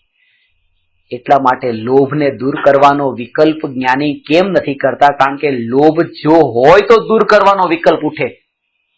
એટલે કે આ લોભનો ભાવ, આ ઉપયોગ અને આ ત્રિકાળી ધ્રુવ ભગવાન આત્મા, તો આ ઉપયોગમાં જ્યારે ત્રિકાળી ધ્રુવ ભગવાન આત્મામાં ગયો, લોભ છે પણ આ લોભ ક્યારે છૂટે? આ લોભ ક્યારે છૂટે? પણ ઉપયોગ જો લોભ તરફ જાય છે, વારંવાર ધ્યાન જાય છે કે અરે હું આવો લોભી છું, હું આવો લોભી છું, હું આવો લોભી છું, એ હજી વહેતા પ્રવાહમાં જ નજર કરી રહ્યો છે. ત્યારે એ કે આ લોભનો ભાવ ભગવાન આત્મામાં નથી અને હું ભગવાન આત્મા, તો ઉપયોગ ભગવાન આત્મામાં ગયો તો આ લોભ રે કેવી રીતે? કારણ કે લોભ તો ત્યારે જ ઉભો થતો હતો જ્યારે આ ઉપયોગ વસ્તુમાં જતો હતો. અટેન્શન જ્યાં સુધી વસ્તુમાં જતું હોય ત્યાં સુધી આ લોભ ઉભો થાય છે. પણ જ્યારે એ જાણ્યું કે આ જ્ઞાને એવું જાણ્યું કે હું ભગવાન આત્મા છું, મારે લોભ ક્યાં છે, હું તો લોભ રહિત ભગવાન છું, ત્યારે પછી આ લોભનો ભાવ રહ્યો નહીં, કારણ કે પર લક્ષ છૂટી ગયું આ ઉપયોગનું, લક્ષ પોતાના સ્વભાવ તરફ આવ્યું.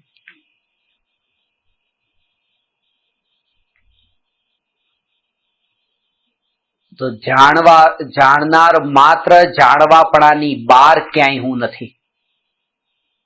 જાણવાપણાની બહાર ક્યાંય હું નથી ને જાણવાપણામાં રાગ અને દ્વેષ નથી, જ્ઞાનમાં રાગ દ્વેષ નથી. આટલી અંદર ઊંડાણમાં જઈને હવે આ ભેદ જ્ઞાન સમજવાનું છે. જે જ્ઞાન છે એ જ્ઞાનમાં તો રાગ દ્વેષ છે જ નહીં. ભલે આ રાગ અને દ્વેષના ભાવ જ્ઞાનમાં જણાય છે, આ મોર છે એ દર્પણમાં પ્રતિબિંબિત થાય છે, પણ ખરેખર પ્રતિબિંબિત થાય છે એ વાતને બતાવે છે કે દર્પણમાં મોર નથી. આ પ્રતિબિંબનો અર્થ તો એ જ છે. પ્રતિબિંબ પડે એટલે દર્પણમાં મોર નથી એ પ્રૂવ થઈ ગયું.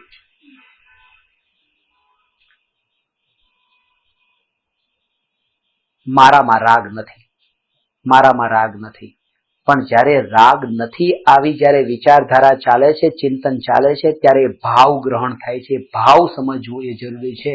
એ અનુભૂતિના પહેલા જે ભાવ ભાષણ થાય છે, ભાવ ભાષણ જેના સમજમાં આવી જાય તો એને હવે અનુભૂતિ દૂર નથી. અને એ ભાવ ભાષણ ઉપર આપણે ચર્ચા કરવાની છે કે ભાવ ભાષણ એ શું છે.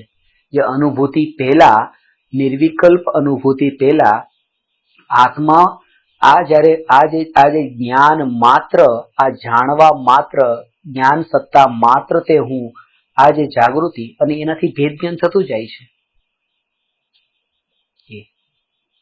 કે આ તો તમારા ઉપયોગમાં દીકરો આવ્યો, જ્ઞાનમાં દીકરો જણાયો, ત્યારે એ જાગૃતિ કે જ્ઞાનમાં પ્રવેશ્યો. આ બહુ સૂક્ષ્મ વાત છે થોડી. હજી જે દીકરો સામે ઉભો છે એ દીકરો એ પોતે પરિણમીને પલટાઈને આ જાણવા રૂપ થઈ ગયો કે પોતે એ રૂપે રહ્યો. આ સામે જે ધનનો ઢગલો છે એ ઢગલો એ જાણવા રૂપ પરિણમ્યો કે એ પોતે સ્પર્શ ગંધવણનો એ પિંડ જ રહ્યો? એ જાણવા રૂપ જો પરિણમ્યો, એ ધનનો ઢગલો જો આ જાણવા રૂપ પરિણમ્યો તો એ ધનનો ઢગલો જ્ઞાનમાં આવ્યો એમ કહેવાય. પણ એ જ્ઞાનમાં તો આવે ત્યારે કે જો એ પરિણમે જ્ઞાન રૂપે. એ તો ઢગલો જળ રૂપે રહે છે, તો જ્ઞાનમાં એને પ્રવેશ જ કર્યો નથી. આજ સુધી જગતનો કોઈ પણ પર પદાર્થ જ્ઞાનમાં પ્રવેશ્યો નથી, કારણ કે એ પર પદાર્થ પોતે પરિણમીને જ્ઞાન થયો નથી. એ પોતે પરિણમીને પણ જડ જ રહ્યો છે, પર જ રહ્યો છે, એ ચેતન રૂપે પરિણમ્યો નથી. એટલા માટે એ જે પોતાનું જે જાણપણું જે છે, પોતાનું જે જાણવારૂપ કાર્ય છે, કે જે જાણવારૂપ કાર્યને કોઈ પણ જ્ઞેયની અપેક્ષા નથી, કોઈ પણ પરની અપેક્ષા નથી, અને દરેકે દરેક સંબંધમાં જેમાં જેમાં તન્મયતા થતી હોય એમાં જાગૃતિ રાખીને આ અભ્યાસ કરવાનો. આ પત્ની મારામાં નથી. શું એ પત્ની મારી ક્યારે કહેવાય? કે એ પોતે બિલકુલ ઓગળી જાય. જેમ એ ગોળ કે સાકર એ બિલકુલ ઓગળીને પાણીમાં મળી, એમ આ પત્ની પોતે બિલકુલ મળીને આ જ્ઞાન રૂપ, આ જાણવા રૂપ પરિણમી જાય. આ જે જાણપણું અહીંયા જે થઈ રહ્યું છે, આ જે અસંખ્ય પ્રદેશોમાં જાણવા રૂપ જે કાર્ય થઈ રહ્યું છે, એ જાણવારૂપ પરિણમન, એ જાણવારૂપ પરિણમન, એ જાણવારૂપ પરિણમન માં પત્ની જો મળી જાય તો એમ કહેવાય કે પત્નીનો મારામાં પ્રવેશ છે. હવે પ્રવેશ નથી તો એ વહેતો પ્રવાહ છે, એ વહેતો પ્રવાહ છે. અને એટલા માટે જ તે એ વહેતો પ્રવાહ છે, એ વહેતો પ્રવાહ છે. તો ગુરુ પણ પોતાના શિષ્યને ક્યારેય પણ એમ નથી કહેતા કે તમે મારો આશ્રય લો. એ કહે છે તમે તમારો આશ્રય લો. કારણ કે જેવી રીતે જો આ પત્ની મારા માટે વહેતો પ્રવાહ છે, તો એ શિષ્ય માટે હું પણ એક વહેતો પ્રવાહ છું. અને વહેતો પ્રવાહનો જે આશ્રય પોતે જીવ ન લેતો હોય, એ બીજાને વહેતા પ્રવાહનો આશ્રય લેવાનો ઉપદેશ કેમ આપે? એટલે એ પણ ક્યારેય એમ નથી કહેતા કે તમે મારો આશ્રય લો. કારણ કે જો બીજી વસ્તુ મારા માટે વહેતો પ્રવાહ છે, તો હું પણ બીજા માટે વહેતો પ્રવાહ છું. આ બંને વાતની જાગૃતિ છે એ સમય. અને એ જાણે છે કે આ પત્ની, આ પુત્ર જે વસ્તુમાં તન્મયતા થાય છે, જે વસ્તુમાં તન્મય થઈને જોડાઈ જાય છે, એટલે કીધું હતું કે આજે ઊંઘ ન આવે, આ ચિંતન એવું ચાલુ રહે. એક બસ આજની રાત હવે આ ચિંતન કરો. અને એ ચિંતન એટલું દ્રઢ રૂપે કે જે પૂતગલોમાં, જે વિષયોમાં જ્યાં જ્યાં પણ એવી તન્મયતાથી આ ઉપયોગ જોડાઈ રહ્યો છે, મળી રહ્યો છે, એવા પર પદાર્થો, શું એ પર પદાર્થો પરિણમીને આ જાણવા રૂપે કાર્ય કરવા લાગ્યા કે એ રૂપે જ રહ્યા? જો એ રૂપે રહ્યા તો હવે એનો મારામાં પ્રવેશ જ ક્યાં? એના માને હું મારામાં. જો એના માને હું મારામાં, તો હવે હું એના વિકલ્પોમાં પણ જે આ ઉલઝ્યો છું એ પણ નહીં ઉલઝ્યો, કારણ કે હું પોતે જાણવા રૂપે પરિણમ્યો. આ જેટલું ચિંતન ચાલતું જાય છે, પછી આનો પણ બુદ્ધિપૂર્વક અભ્યાસ નથી કરવો પડતો.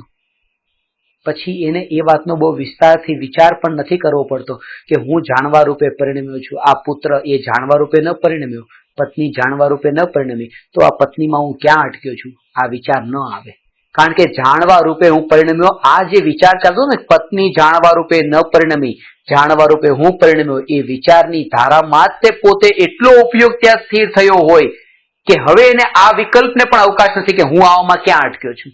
એ વિકલ્પ પણ નહીં આવે. કારણ કે અને ન આવે તો જ સમજવું કે આ જાણપણામાં પોતે હવે સ્થિર થઈ રહ્યો છે. કારણ કે પરમાં કેમ અટક્યો છું એ અટકવાની તો વાત જ નથી. કારણ કે જે જાણવા રૂપે પરિણમતો હોય એ અટક્યો ક્યાં? પરિણમન તો ચાલુ છે, એનું કાર્ય તો ચાલુ છે. અટકવાનું ક્યાં થઈ રહ્યું છે?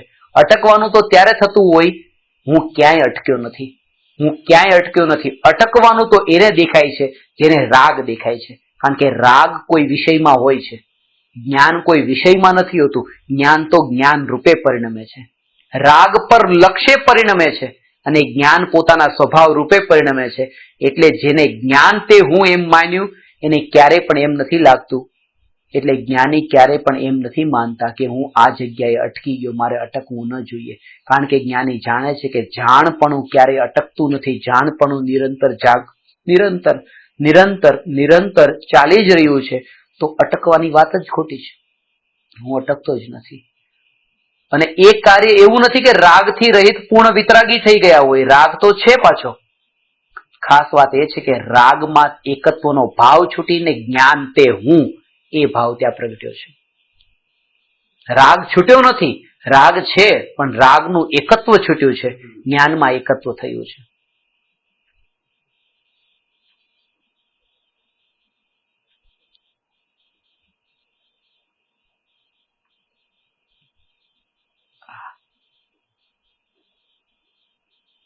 ત્યારે એ જાગૃતિ રહે છે કે જે કોઈ પણ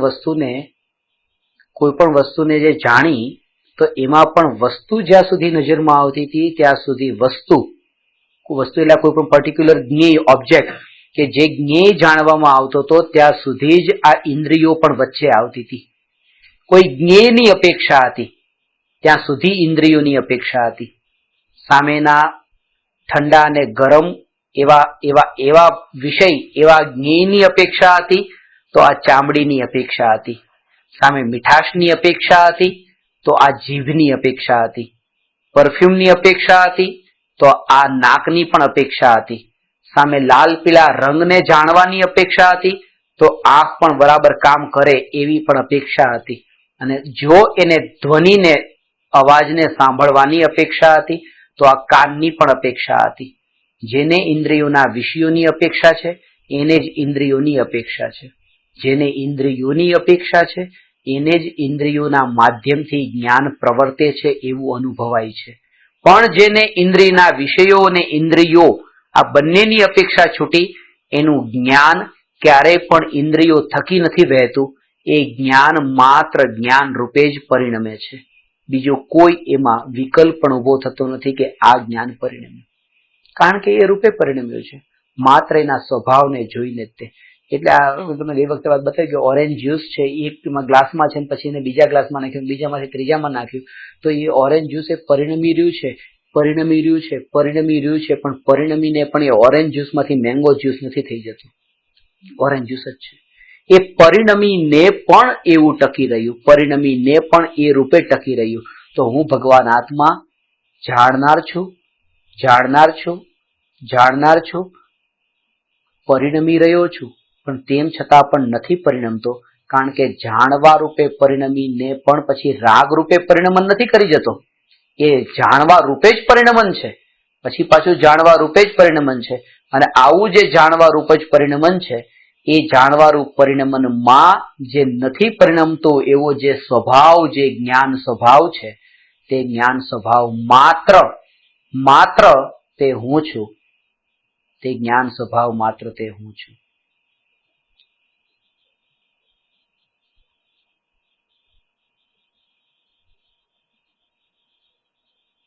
એ અનુભૂતિ પછી જગતમાં જે પણ જ્ઞેય જ્ઞાનમાં જણાય ત્યારે જ્ઞેય નથી જણાતા, કારણ કે ત્યારે પણ જ્ઞેયા શક્તિ છૂટી ગઈ હોવાથી જાણપણા રૂપે પ્રવર્તતું, જાણવા રૂપે પ્રવર્તતું એકલું જ્ઞાન જ જણાય છે, બીજું કંઈ જણાતું નથી. અને અનુભવ પણ એનો થાય છે.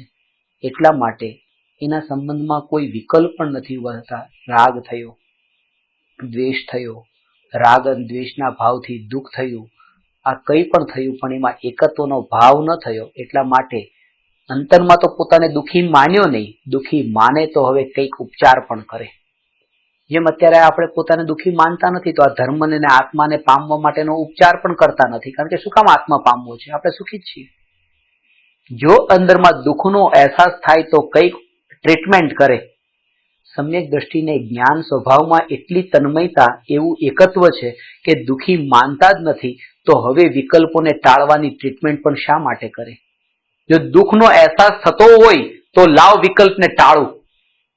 એટલા માટે જ તે ઘણી વખત માસી પૂછે છે ને કે વિકલ્પો કેમ ટાળવા, ઉપાય બતાવો. વિકલ્પથી દુઃખ માન્યું, આજ સાધનાનો ઊંધો ઘડો મૂક્યો. વિકલ્પને દુઃખરૂપ નહીં માનો. બસ પોતે પરિપૂર્ણ હોવા છતાં પણ કેમ અંશીમાં રસ રાખ્યો, અંશમાં કેમ, એના ટુકડામાં કેમ, એ વિકલ્પમાં રસ રાખ્યો. પોતે નિર્વિકલ્પ હોવા છતાં પણ પ્રશ્ન પણ વિકલ્પનો કેમ થયો, એ પ્રશ્ન પણ એ વાતને બતાવે છે કે હજી જ્ઞાયકની જ અરુચિ છે અને વિકલ્પોની, ક્ષણિકની, વહેતા પ્રવાહની રુચિ છે, નહીં તો આ પ્રશ્ન પણ ન થાત. વહેતો પ્રવાહ હજી રૂચ્યો છે, ભલે એ કરવા માટે નથી રૂચ્યો પણ છોડવા માટે રૂચ્યો છે, પણ રૂચ્યો છે તો એ જ જે વહેતો પ્રવાહ છે. વહેતા પ્રવાહની રુચિ છૂટી જવાનો અર્થ જ એ છે કે એના સંબંધમાં કોઈ પ્રશ્ન પણ ન થવો. અને આવી જે સ્થિતિ આવે, આ સ્થિતિ અપૂર્વ સ્થિતિ છે. એ એકલી જ્ઞાનની અનુભૂતિ સિવાય ત્યાં બીજું કંઈ નથી. અને એ સમયે વિકલ્પો નથી એમ નહીં, વિકલ્પો છે, પણ એ વિકલ્પોની ધારામાં ત્યાં અનુભૂતિ સ્થિરતાની છે. વિકલ્પોની ધારા જે છે એ ધારામાં સ્થિરતાની અનુભૂતિ છે, કારણ કે દ્રષ્ટિ એ છે. એ જ્યુસ છે એ પરિણમે છે, નિરંતર પરિણમે છે, તેમ છતાં પણ દ્રષ્ટિમાં એ પરિણમન નથી દેખાતું. દ્રષ્ટિમાં એટલું ઓરેન્જ જ્યુસ જ દેખાય છે કે બસ મેંગો જ્યુસનું જ થતું ને, ભલે ગમે તે ગ્લાસમાંથી બદલાઈને બીજામાંથી ત્રીજામાં, ચોથામાં, પાંચમામાં, પણ એ દ્રષ્ટિ કઈ દ્રષ્ટિએ તમે એને જોયું? જો આ એક ગ્લાસથી બીજો ગ્લાસ ને ત્રીજો ગ્લાસ એમ જોયું તો ઘણું બધું બદલાતું દેખાશે, પણ એકલું ઓરેન્જ જ્યુસ એ દ્રષ્ટિથી જોયું તો તમને ક્યાંય બદલાવ નહીં દેખાય. તો જ્યારે પણ જ્ઞાની જ્ઞાન સ્વભાવ પર દ્રષ્ટિ કરે છે કે હું જાણનાર તે ભગવાન આત્મા, એ સમયે હું જાણનાર આવો જે વિકલ્પ છે ત્યાં છે, પણ દ્રષ્ટિમાં નથી. એટલા માટે પોતાને પરિણમન વાળો નથી માન્યો અને પોતાને નિત્ય માન્યો, કારણ કે પરિણમન વાળો જે વિકલ્પ હતો, દ્રષ્ટિ ત્યાં નથી. હતું ખરું ત્યાં, દ્રષ્ટિ ત્યાં નથી. જ્ઞાનનું પરિણમન હતું, પણ દ્રષ્ટિમાં એમ નહોતું, દ્રષ્ટિમાં નિત્યતા હતી. આ જ અનંત પુરુષાર્થ છે અને અનંત પુરુષાર્થના બળ પર જ આ સાધ્યની સિદ્ધિ છે.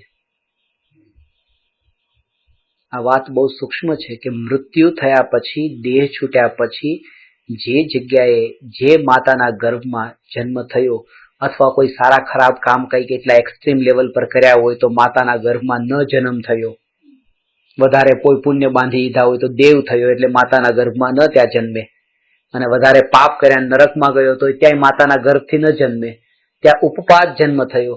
પણ જ્યાં પણ જન્મ્યો, આ કોઈક વિરલા જીવને આ વાત અંદરમાં ઉતરી જાય છે. એક વાર સાંભળતા અંદરમાં સોસરી ઉતરી જાય છે. ગુરુદેવ તો આ દ્રષ્ટાંત આપતા રાફડાનું, સાપનું, કે સાપ જેવી રીતે આમ રાફડામાં સીધો મોઢું ગયું તો પછી આખો સીધો જતો રહ્યો, હવે એને કઈ કરવાનું નથી. એમ આ વાત, શ્રી ગુરુની વાત એવી સોસરી ઉતરી જાય છે અંતરમાં.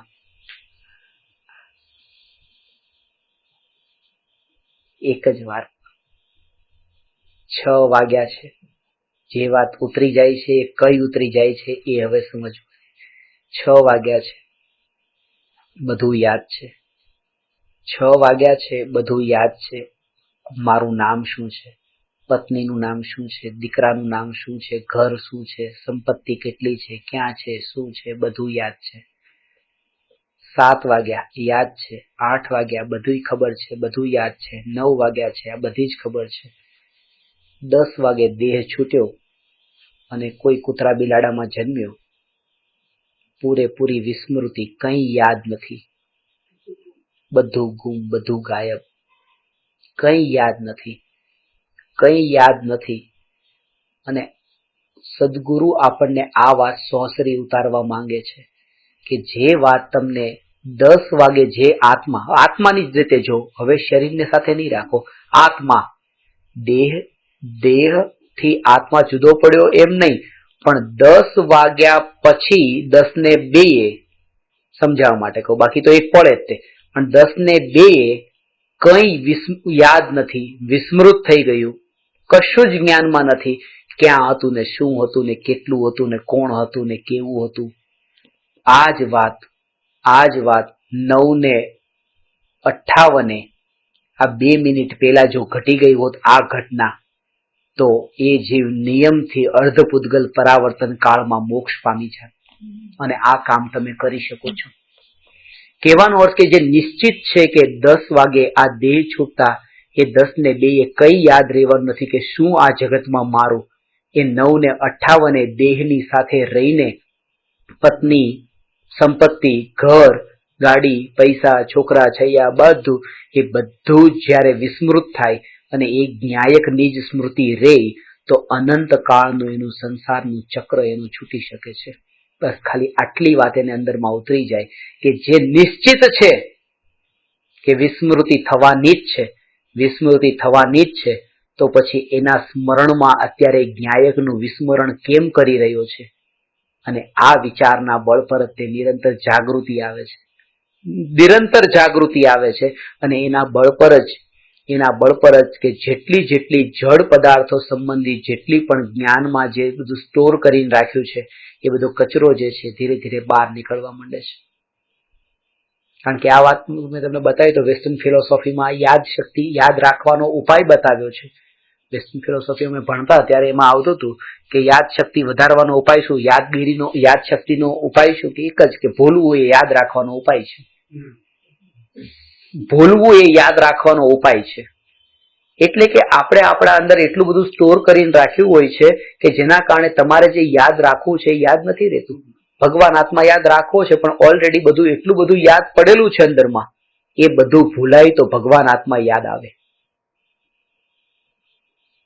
એટલે જ્ઞાનને વધારવાનો ઉપાય એ છે કે એને ભૂલો.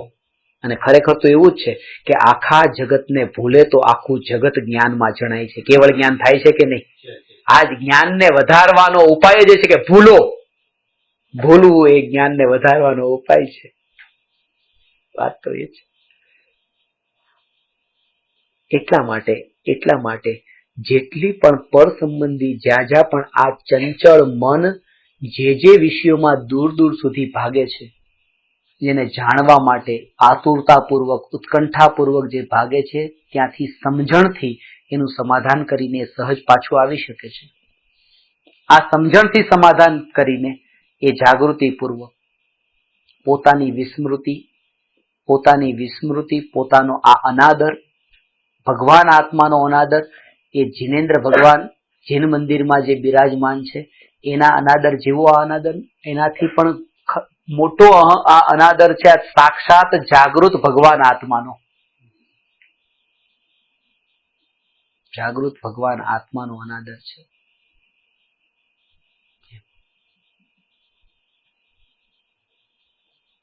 અહીંયા પણ તમે મારા એક રેગ્યુલર સ્ટુડન્ટ છો અને કોઈ સ્ટુડન્ટ એક જ વખત ક્લાસમાં આવ્યા હોય અને બીજી વખત એ ક્લાસમાં નથી આવ્યા. 7 વાગે ક્લાસ શરૂ થાય છે, 7 વાગે તમે આવી ગયા છો, 7:10 થઈ, 7:15 થઈ, 7:30 થઈ, 8 વાગ્યા, અને હવે હું ક્યારનો એ જ કરું છું કે પેલા કેમ નથી આવ્યા, એમાં 2 કલાક કાઢી નાખીને ઉભો થઈને નીકળી ગયો. તો આમાં જે શું થયું, આમાં મેં તમારો અનાદર કર્યો કે જે હતું એને તો લક્ષમાં લીધું નહીં, નતું, અને જે પાછું ક્ષણભંગુ હતું, પાછું આવે ને પાછું રહેવાનું નતું, પરમાનન્ટ ક્યાં હતું. પણ એમાં આ એના જેવું છે કે કોઈ પણ વસ્તુને મેળવવાનો જે ભાવ છે ને એ તો નથી. મારે આ વસ્તુ જોઈએ છે પણ આ વસ્તુ અત્યારે મારી પાસે નથી, તો જોઈએ છે આ નથી, પણ એના માટે હું રાહ જોઉં છું. અને કંઈક કશું છે, આ ત્રિકાળી ધ્રુવ ભગવાન આત્મા છે, અહીંયા હાજર છે, એના ઉપર નજર કરતો નથી.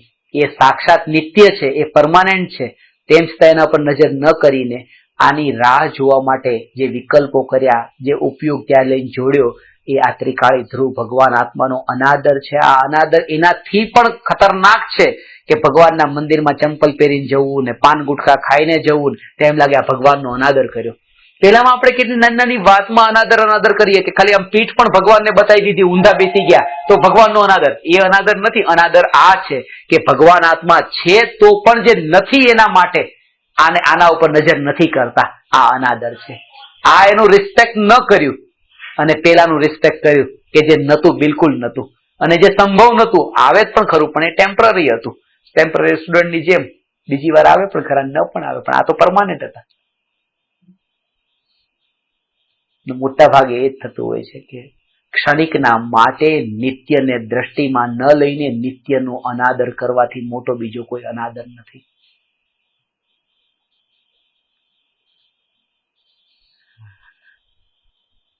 ત્યારે પણ જો તમે એ હજુ પણ આ ભાવ પણ આવશે કારણ કે જ્યારે એ ભાવ આવે છે કે દુકાન પર બેઠા છે ને ઓફિસમાં બેઠા છે તો ત્યારે પણ એ વિચાર આવશે કે આ વેપાર ક્યારે થાય, આ વસ્તુ ક્યારે વેચાય, આ કામ ક્યારે પતે, આ કામ ક્યારે પતે, બધા વિકલ્પ આવશે.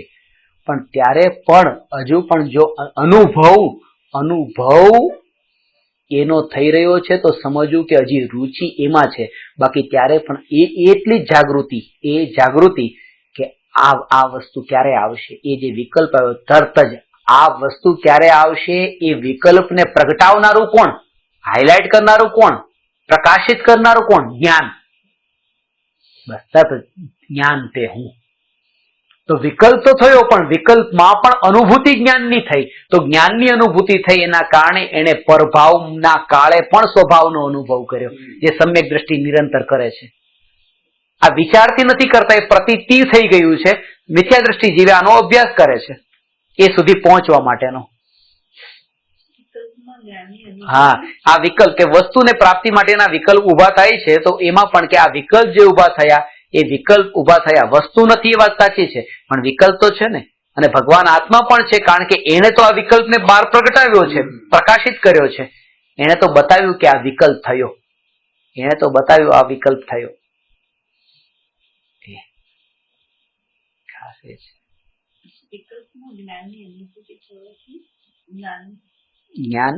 જ્ઞાનની અનુભૂતિ થાય છે. જ્ઞાન તેથી જ્ઞાનીને એક વિકલ્પના કાળે પણ જ્ઞાન અનુભવાય છે અને જ્ઞાનીને તે સહજ હોય છે.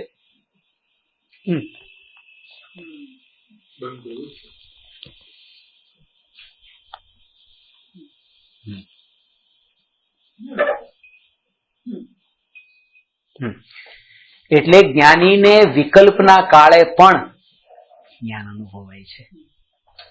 નરક ગતિમાં ઠંડીનું દુઃખ કેવું છે એ જો 6 ઢાળામાંથી જાણ્યું હોત તો આ દુઃખ તો કઈ દુઃખ નથી. એમ નથી કારણ કે નરકમાં જે બધું લખ્યું છે ને, નરકમાં આ દુઃખ ને આવું બધું હોય. નરકમાં ઠંડી કે ગરમીનું દુઃખ જ નથી, ખરેખર તો એમ જ છે. જ્યારે નારકી જીવ એ ઠંડીનું જે જ્ઞાન થાય છે એ જ્ઞાન સ્વભાવ પર દ્રષ્ટિ કરતો નથી, જે પ્રકાશિત કરવા વાળું છે ઠંડીને એના ઉપર દ્રષ્ટિ કરતો નથી અને ઠંડીમય થઈને પોતે એમાં તન્મય થાય છે, ત્યારે એકત્વનો ભાવ એના દુઃખનું કારણ બને છે. કારણ કે સમ્યક દ્રષ્ટિ નારકી નરકમાં પણ સુખી છે અને મિથ્યા દ્રષ્ટિ આ ટેમ્પરેચરમાં પણ દુઃખી છે. વાત એ છે કારણ કે સંયોગ જે છે એ ઠંડી ને ગરમી સંયોગ છે, ઠંડી ને ગરમી સંયોગ છે. અને આ હંમેશા એક વાત ખાસ સમજવી કે જેટલો આ વહેતો પ્રવાહ હવે બંધ થઈ ગયું, હવે પછી ચાલુ થાય, હવે બંધ થઈ ગયું, એક બંધ થઈ ગયું, બીજું ચાલુ થયું.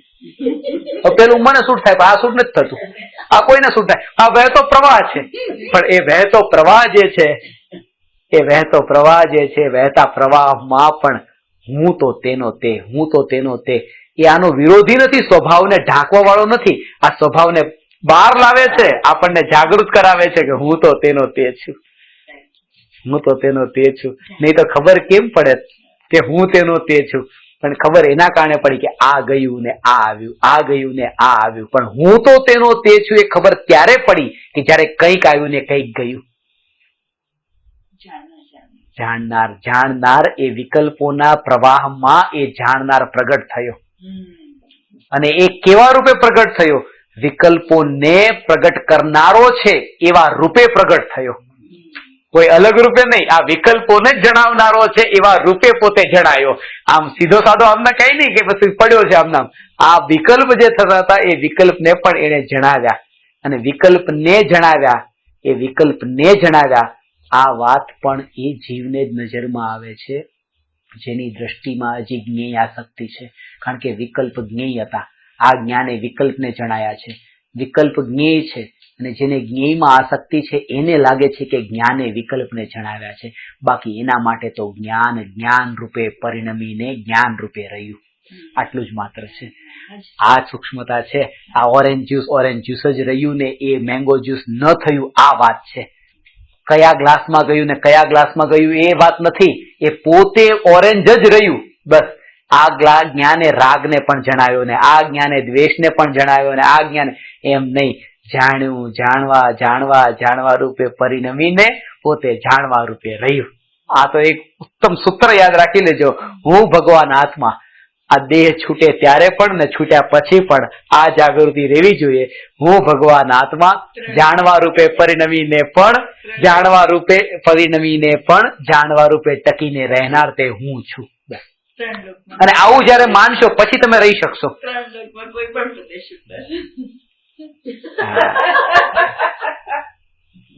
કોઈ પણ પ્રદેશ પર રહેવા માટે આ વાત છે.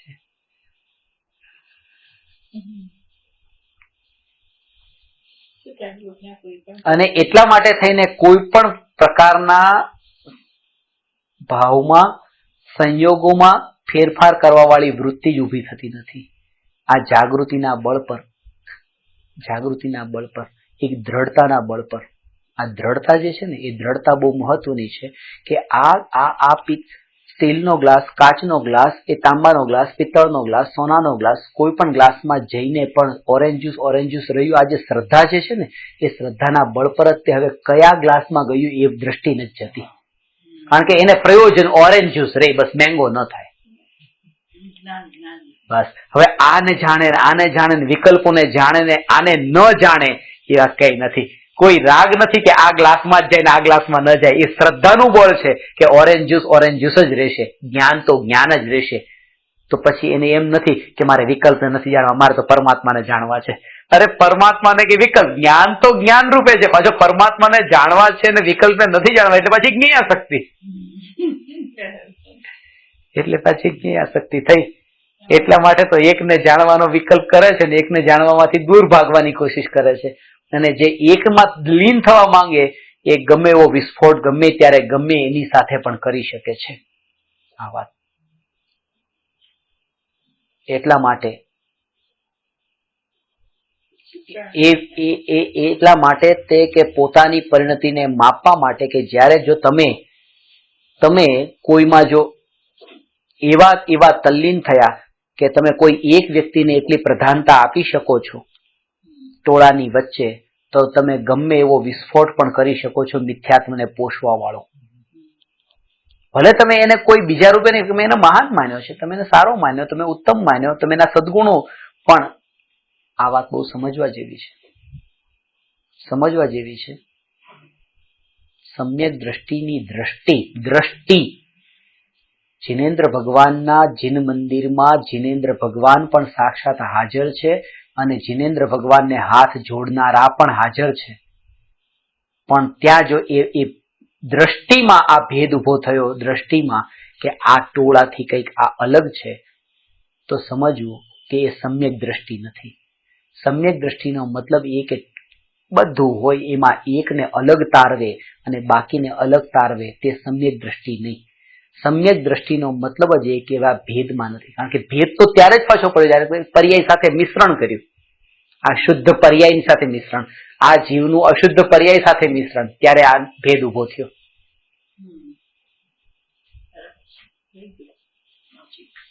એટલે કોઈ પણ જીવ જ્યારે પણ તમને એમ કે તમે મારા ભગવાન છો, તમે મારા માટે ઘણા ઉપકારી છો, તમે બહુ બચવું એનાથી. કારણ કે એ તમને ગમે ત્યારે ખાડામાં નાખી શકે છે.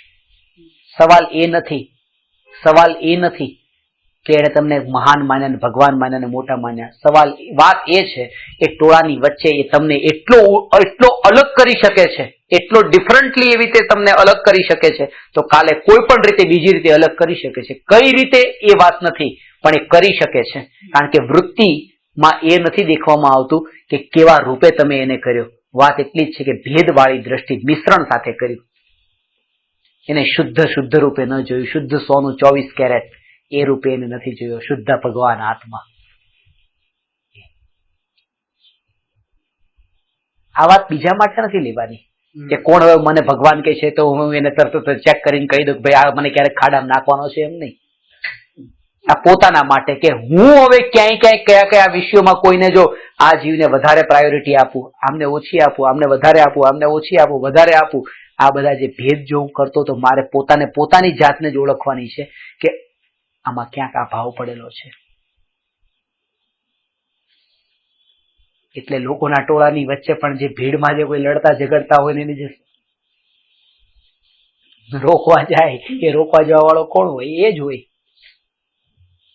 બે માણસ રસ્તા પર ઝઘડતા હોય, કોઈ ત્રીજો એને રોકવા ગયો તો રોકવા જાય, ભાઈ છૂટા પડો, છૂટા પડો, છૂટા પડો. એ નિયમથી છૂટા પડો કહેવા વાળો નિયમથી ક્યાંક બીજી જગ્યાએ આ બે જેમ ઝઘડે છે ને એમ ક્યાંક ઝઘડતો હશે. નિયમથી કહું છું એટલા માટે, કારણ કે જેને ઝઘડવાનો ભાવ આવતો નથી ને આવો છૂટો પાડવાનો ભાવ આવતો નથી, એ બેમાં ક્યાંય પડતો જ નથી. એ પોતે પોતાનામાં છે. અને આપણે બેમાં ભેદ પાડીએ, આ બે ઝઘડવા વાળા જો કેવા છે, આ કેટલો સારો માણસ જો બેને જુદા પાડે છે, પણ એનું આ રૂપ દેખ્યું છે, બીજું રૂપ નથી દેખ્યું. અને બીજું રૂપ જયારે દેખશો ત્યારે તો ખબર પડશે કે આ તો આવું જ કામ કરતો, ત્યારે પેલો લડવા વાળા તેને છૂટા પાડવા હશે કે ભાઈ છૂટા પડો ચલો. કારણ કે આ બે એક જ સિક્કાના બે પડખા છે, આ એક જ સિક્કાની બે બાજુ છે.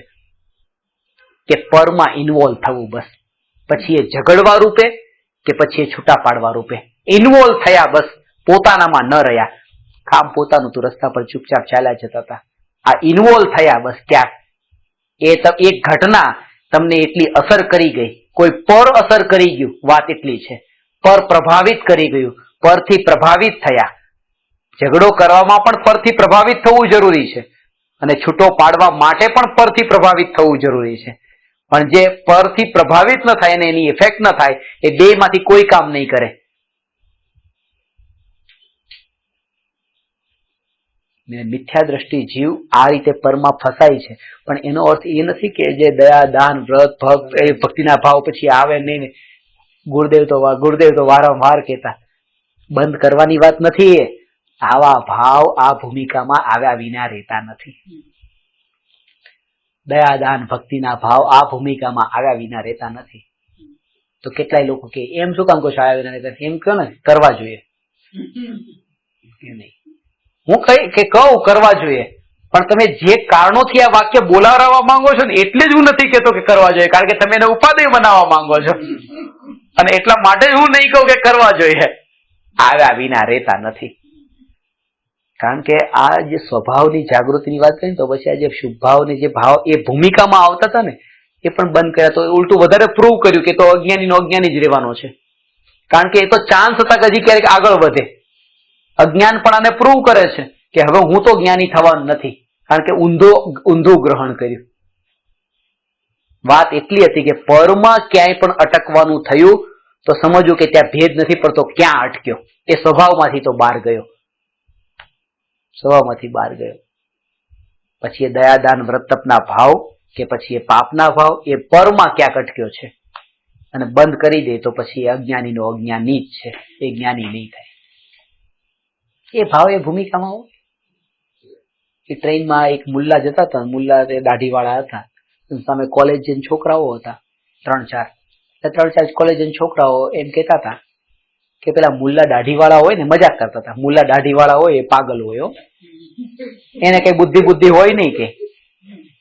એટલે બીજો કે એવું હોય કે મને તો ખબર નથી, હે કે બુદ્ધિ વગર ના હોય તો હશે. તો ના એવું ન હોય કે. એટલે આ બધા ચારે વાગ એવી સામાવાળાની મસ્તી કરતા હતા. એટલે આમ નથી રેવાયું નહીં કે મુલ્લા દાઢી વાળા બધા આવા જ હોય. પછી તો મુલ્લા માંથી નીકળ્યા, દાઢી વાળા જ બધા આવા હોય. દાઢી બધી ખબર ન પડે. એટલે તરત જ એનાથી જયારે રેવાયું નહીં ત્યારે પોતાના ખિસ્સામાંથી માચીસ કાઢીને દીવાસળી સળગાવી સીધી દાઢી સળગાઈ નાખી. એમાં થોડી દાઢી પણ થોડી સળગી છે, સ્કિન પણ થોડી બળી, સળગાઈ નાખી. પછી કે બોલો હવે શું કહો છો? બોલો દાઢી વાળા આવ્યા હવે તો નથી ને? તો કે એ પ્રૂવ કરી દીધું હવે તો કે મૂર્ખ જ હોય. હવે તો જે પેલી વાત જે બતાવી હતી એ વાતને પ્રૂવ કરી તમે. તો આજ તો વ્રત તપ જે છે, વ્રત તપ એ ધર્મ નથી તો સામો વાળો કે ઠીક છે તો અમે કરશું જ નહીં. એ તો પ્રૂવ કરી રહ્યો છે કે અજ્ઞાની જ રહેવાના છે. કારણ કે એને વાતને પકડી લીધી. વાતને એ રીતે નથી પકડવાની. એ એના મૂર્ખપણાને, એના અજ્ઞાનપણાને તો વ્યક્ત કરી રહ્યો છે ઉલટો, કે આ એમ કહીને હવે તો અમે દયા દાન બધું છોડી દઈશું. પણ ત્યાં પણ એ વૃત્તિને જ માપવાની કે જ્યાં પણ સ્વભાવથી જ્યાં સંતોષ નથી ને ત્યાં જ પરમાં જવાનો વિકલ્પ આવે, ને પરમાં અધિકપણાથી જેટલો જવાનો વિકલ્પ આવ્યો. એટલે આજ મેં સવારે એમને વાત કરેલી, જેટલો પણ પેલા વધારે કમાવા છે. આ જીવમાં આ જીવ સ્વભાવથી બહુ દૂર છે, અને એ જીવ પણ એટલો જ સ્વભાવથી દૂર છે જેને એ વિકલ્પ આવે મારે વધારે દાન આપવું છે, બહુ વધારે દાન આપવું છે, હા એટલો જ દૂર છે. કારણ કે વધારે તો બેયમાં આવે છે. એ જેટલો સ્વભાવથી સંતુષ્ટ ન હોય એટલો જ તે ત્યાં વધારેમાં જવા માંગતો હોય. પણ એકને તો આપણે બહુ પાપનું કામ કહીએ છીએ, એકને બહુ મોટું ઉત્તમ કામ કહીએ છીએ. અહીંયા એ છે કે બેય સ્વભાવથી દૂર લઈ જવા વાળું છે. કારણ કે એને સવાલ એ નથી કે કમાવામાં કે દાન આપવામાં, એને વાત એ છે કે વધારે, બસ એ વધારેમાં રસ પડ્યો છે. એને વધારેમાં રસ પડ્યો છે, અને વધારેમાં રસ એટલે જ પડ્યો છે કારણ કે પોતાનાથી સંતુષ્ટ નથી. એટલે 12માં હજી કંઈક વધારે હોય તો ભલે લઈને નહીં તો આપીને પણ વધારે જોઈએ. સમ્યક દ્રષ્ટિ જ્ઞાની ધર્માત્મા તો એમ માને છે કે હું પોતે પરિપૂર્ણ છું, હવે શું લેવાનું ને શું આપવાનું, કારણ કે ન લઈ શકું ન આપી શકું એવી ત્યાગોપાદાન શૂન્યત્વ શક્તિથી સહિત હું ભગવાન આત્મા છું. કંઈ છોડી શકતો નથી, કંઈ ગ્રહણ કરી શકતો નથી. આમાં વધારેનો પ્રશ્ન જ ઉભો થતો નથી. વધારેનો પ્રશ્ન તો એ વાતને પ્રૂવ કરે છે કે વધારે કમાવવું છે એટલે ગ્રહણ કરી શકું છું, અને વધારે આપવું છે એનો મતલબ ગ્રહણ કર્યું તું એને જ હવે છોડું છું. અહીંયા કે છે ગ્રહણ જ નતું કર્યું તો વધારે છોડવાની વાત ક્યાં રહી કે વધારે આપવું છે. વધારે ગ્રહણ કર્યું હોય એવો ભાવ અંદર છુપો પડ્યો છે, જેને એ ભાવ આવે છે કે વધારે છોડવું છે. ગ્રહણનો ભાવ પડેલો છે. સ્વભાવનો આશ્રય જ્યારે લે છે ત્યારે ના તો વધારે ભેગું કરવું છે ના વધારે છોડવું છે. એ જ વિકલ્પોથી નિવૃત્તિ છે, કારણ કે વિકલ્પોની પરંપરા તો બેયમાં એક સરખી જ રહી, વધારે ભેગું કરવામાં વધારે છોડવામાં. ઉલટું ભેગું કરવામાં એટલા વિકલ્પો નતા થતા જેટલા છોડવામાં છે. કારણ કે ભેગું કરતી વખતે ક્યારે પણ એ વિચાર નથી કરતા ક્યાંથી ભેગા કરું, ક્યાંથી કરું, ગમે ત્યાંથી મળી જાય કરો ને, ના નહીં પાડીએ. પણ છોડવામાં વિચાર કરીએ અહીંયા આપવું કે ન આપવું, અહીંયા આપવા જેવું છે કે નહીં. એટલે વિકલ્પો જે છોડવામાં છે કે અહીંયા દુરુપયોગ તો નહીં થાય ને, અહીંયા આમ તો નહીં થાય ને, આમ તો નહીં થાય ને, કેટલા વિકલ્પો જેટલા છોડવામાં છે, ભેગું કરવામાં ક્યાંય નહીં. અહીંથી આવી જાય, અહીંથી આવી જાય, મોસ્ટ વેલકમ, તૈયાર છીએ. ક્યાંથી આવ્યું છે એ વિચાર જેટલો કોઈ માંદો પડે ને ત્યારે આપણે એ વિચાર જે કરીએ માંદા પડ્યા. હમણાં જેવું મેં છાવામાં વાંચ્યું એક સાસુમાં માંદા પડ્યા, અને સાસુમાં એવા છેલ્લી ઘડીએ, અને એમાં પણ એને કંઈક બ્લડ જોઈતું હતું ને બ્લડ પછી કોઈનું મેચ નથી, ના જમાઈનું જ મેચ થાય. અને જમાઈ કે આ ક્યાં સાસુ મળી. પણ એની એ બતાવતા હતા બ્લડ લેતા પહેલા એ વિચાર કરે છે કે આ બ્લડ આ ગ્રુપનું છે, આ ગ્રુપ મેચ થાય છે કે નહીં. એમ મેચ તો આપણા ખિસ્સામાં જ્યારે કોઈ, આપણે તો નીતિવાળા છીએ, આપણા ખિસ્સામાં તો નીતિનો પૈસો છે, પણ જ્યાંથી આવી રહ્યો છે એ નીતિનો છે કે નહીં, મેચ થાય છે કે નહીં. એ બ્લડ ગ્રુપમાં જે મેચ કરીએ છીએ એમ આમાં કેમ નહીં કે ત્યાં તો કાંઈ નહીં, ગમે તે હોય આવી આવા દે ચાલશે.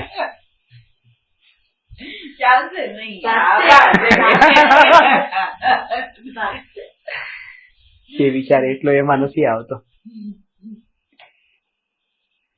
એ છે સ્વ અને પર વચ્ચે જેણે ભેદ જાણ્યો છે, મોટા ભાગના જીવો ધર્મ માર્ગમાં જેને એમ લાગે છે પ્રવેશ કર્યો છે અને થોડોક ધર્મ અપનાવ્યો છે, એ બહુ મોટી ભૂલ આ ક્ષેત્રમાં કરી બેસતા હોય છે કે બસ ભેગું કરવાનું છોડવાનું હવે ચાલુ, ભેગું કરવાનું બંધ કરી દીધું અને છોડવાનું ચાલુ કરી દીધું, અને વાહ વાહ જય જયકાર આ બધું થતું હોય છે. એનું કારણ જ આ છે, કારણ કે જય જયકારના ભાવમાં પણ આ વધારેનો ભાવ અંદર છુપ્યો હોય છે. એટલે જ તે આત્માની વાત પણ એટલે જ સાંભળવી છે, કારણ કે ત્યાં પણ પોતાનો રાગ ને કશાય પોષાતો હોય. હું તમને આમ કડક લઈને સોટી લઈને બેસું અને તમે કહો ચલો ભણવાનું છે, તમે કહેશો આવું કંઈ થોડું સમજાવવા વાળા હોય, ત્યાં પણ તમને એ ભાવ છે કે અમને પણ થોડું રિસ્પેક્ટની સાથે આ આત્મા મળે, કંઈક જોઈએ. આત્મા નથી જોઈતો, આત્માનો એકલો રસ હોય ને, તમે જે રીતે કહો એ રીતે અમે કરવા તૈયાર છીએ. પણ ખરેખર એ આત્માની સાથે બીજા ઇનડાયરેક્ટલી કેટલા કશાયો આપણે એ સાંભળવા નથી માંગતા જે વક્તા આપણને કહે છે. આપણે એ સાંભળવા માંગીએ છીએ જે આપણે સાંભળવું છે, અને એ જ રૂચે છે. આમાં પણ બીજું કંઈ નથી કર્યું, મનોરંજનનું સાધન બદલાવ્યું. કે ત્યાં ફિલ્મના થિયેટરમાં દ્રશ્યો દેખીને જેમ આનંદ માન્યો એમ અહીંયા આનંદ માન્યો. કોઈ ફરક નથી, કારણ કે તમે જે આનંદ માન્યો છે એ ત્યાં અવાજમાંથી આનંદ માન્યો, આ મારા અવાજને સાંભળીને આનંદ માન્યો. પણ એ જે ભાવ, જે શબ્દ છે ભાવ, એ ભાવ સુધી જો ન પહોંચો તો સમજવું કે મનોરંજનનું સાધન જ બદલાવ્યું. ભાવ, એ ભાવનો અર્થ આ. ભાવનો અર્થ શું? ભાવનો અર્થ આ, જાણવા રૂપે પરિણમીને પણ જાણવા રૂપે ટકીને રહેનાર તે હું. ઓરેન્જ જ્યુસ રહે છે.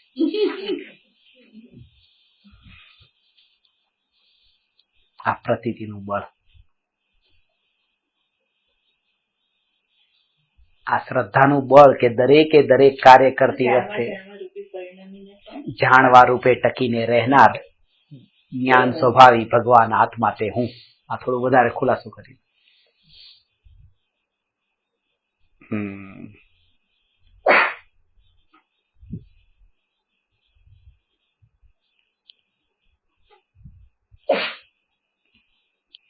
जग में न हमारा कोई था, हम भी न रहे जग के साथी. પૂજામાં આવે છે એ ત્યારે સાથી ન રહેવાનો અર્થ એ નથી કે આખી મારા સાથી નહીં.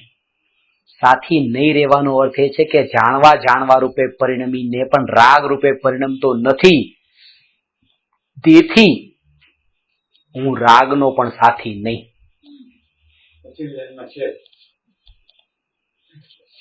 છે ને, તમે તો રેગ્યુલર પછી પૂજા કરો છો એટલે તમને તો બધી ખબર જ હોય. પણ આ ભાવ છે એના અંદર રહસ્ય, અંતરની જાગૃતિ એ રહે, કે હાથ જોડતી વખતે પણ એ જાગૃતિ રહે કે બસ. આનાથી ઉત્તમ બીજા દર્શન નથી. ઘણી વખત એમ લાગે દર્શન કરતી વખતે સામે મહાવીર ભગવાન છે, આદિનાથ ભગવાન, એ ભૂલાઈ જાય. જાણવા રૂપે પરિણમીને પણ જાણવા રૂપે ટકી રહેનાર તે હું. આ જ વાત જો યાદ રહી જાય તેમ લાગે અરે દર્શન બરાબર નહીં કર્યા, યાદ જ નહીં રહ્યું કયા ભગવાન હતા. પણ આ સફળ દર્શન થઈ ગયા, કારણ કે આ તો હતું કે બસ આ કે સામેનું જ્ઞેય જ નજરમાં ન આવે ને આ જ્ઞાન નજરમાં આવે. આ તો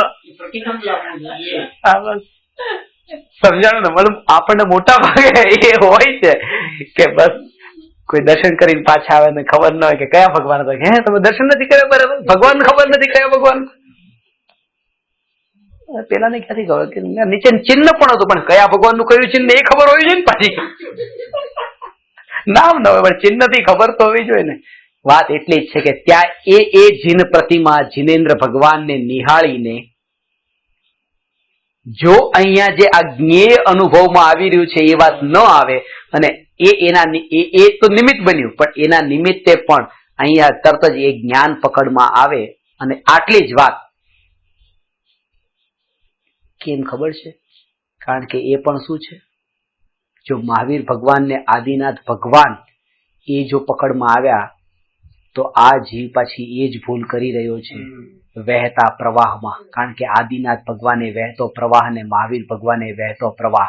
પણ જેને વહેતા પ્રવાહમાં એટલો રસ હોય ને, જે સંસારના ભોગો વાળા વહેતા પ્રવાહમાં, એ ત્યાં જઈને પણ વહેતા પ્રવાહને જ મહત્તા આપશે, ત્રિકાળીને મહત્તા નહીં આપે. કારણ કે એને મહત્તા જ વહેતા પ્રવાહની છે.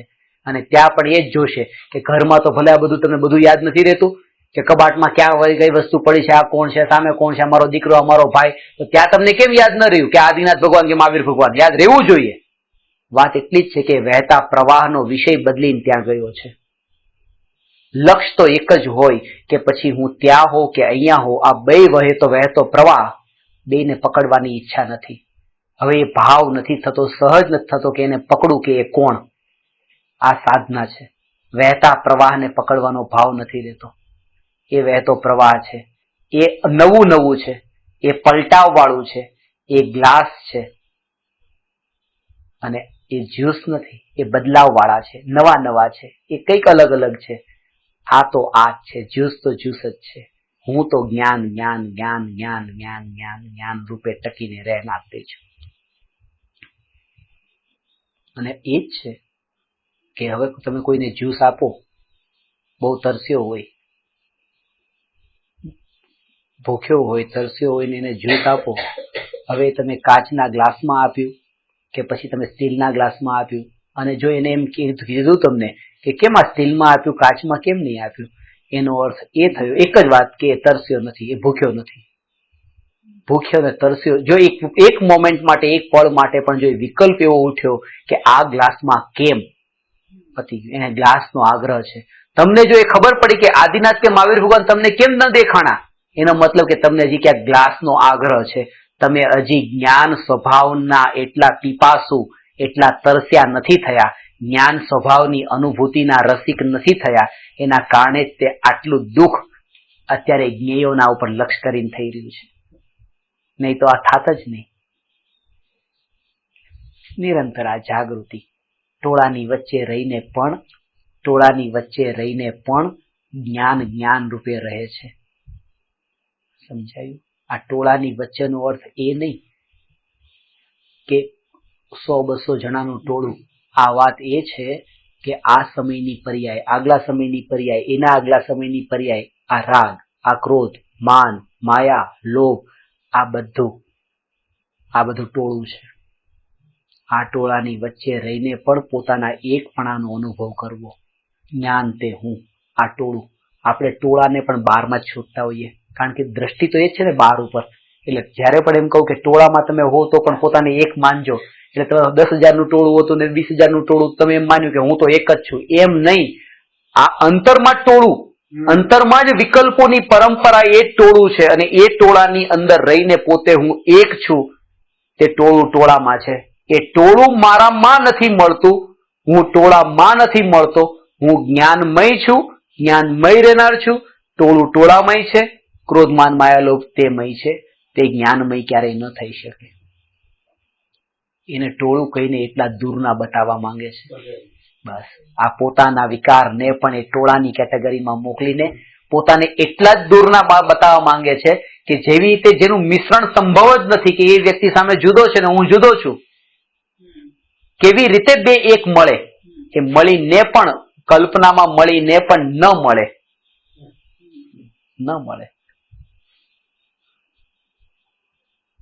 એટલા માટે મોટા ભાગે આ જ થતું હોય કે લોકો પૂછતા હોય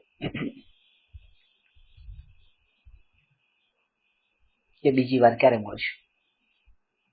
મને હંમેશા જેવું પ્રવચન પૂરું થાય બીજી વાર ક્યારે મળીશું, ત્યારે મારો આ જ પ્રશ્ન હોય કે પહેલી વાર ક્યારે મળ્યા હતા. કારણ કે પહેલી વાર મળ્યા હોય ત્યારે જ આ પ્રશ્ન ઉભો થાય બીજી વાર ક્યારે. અનાદિથી એક વાર પણ મળ્યો નથી.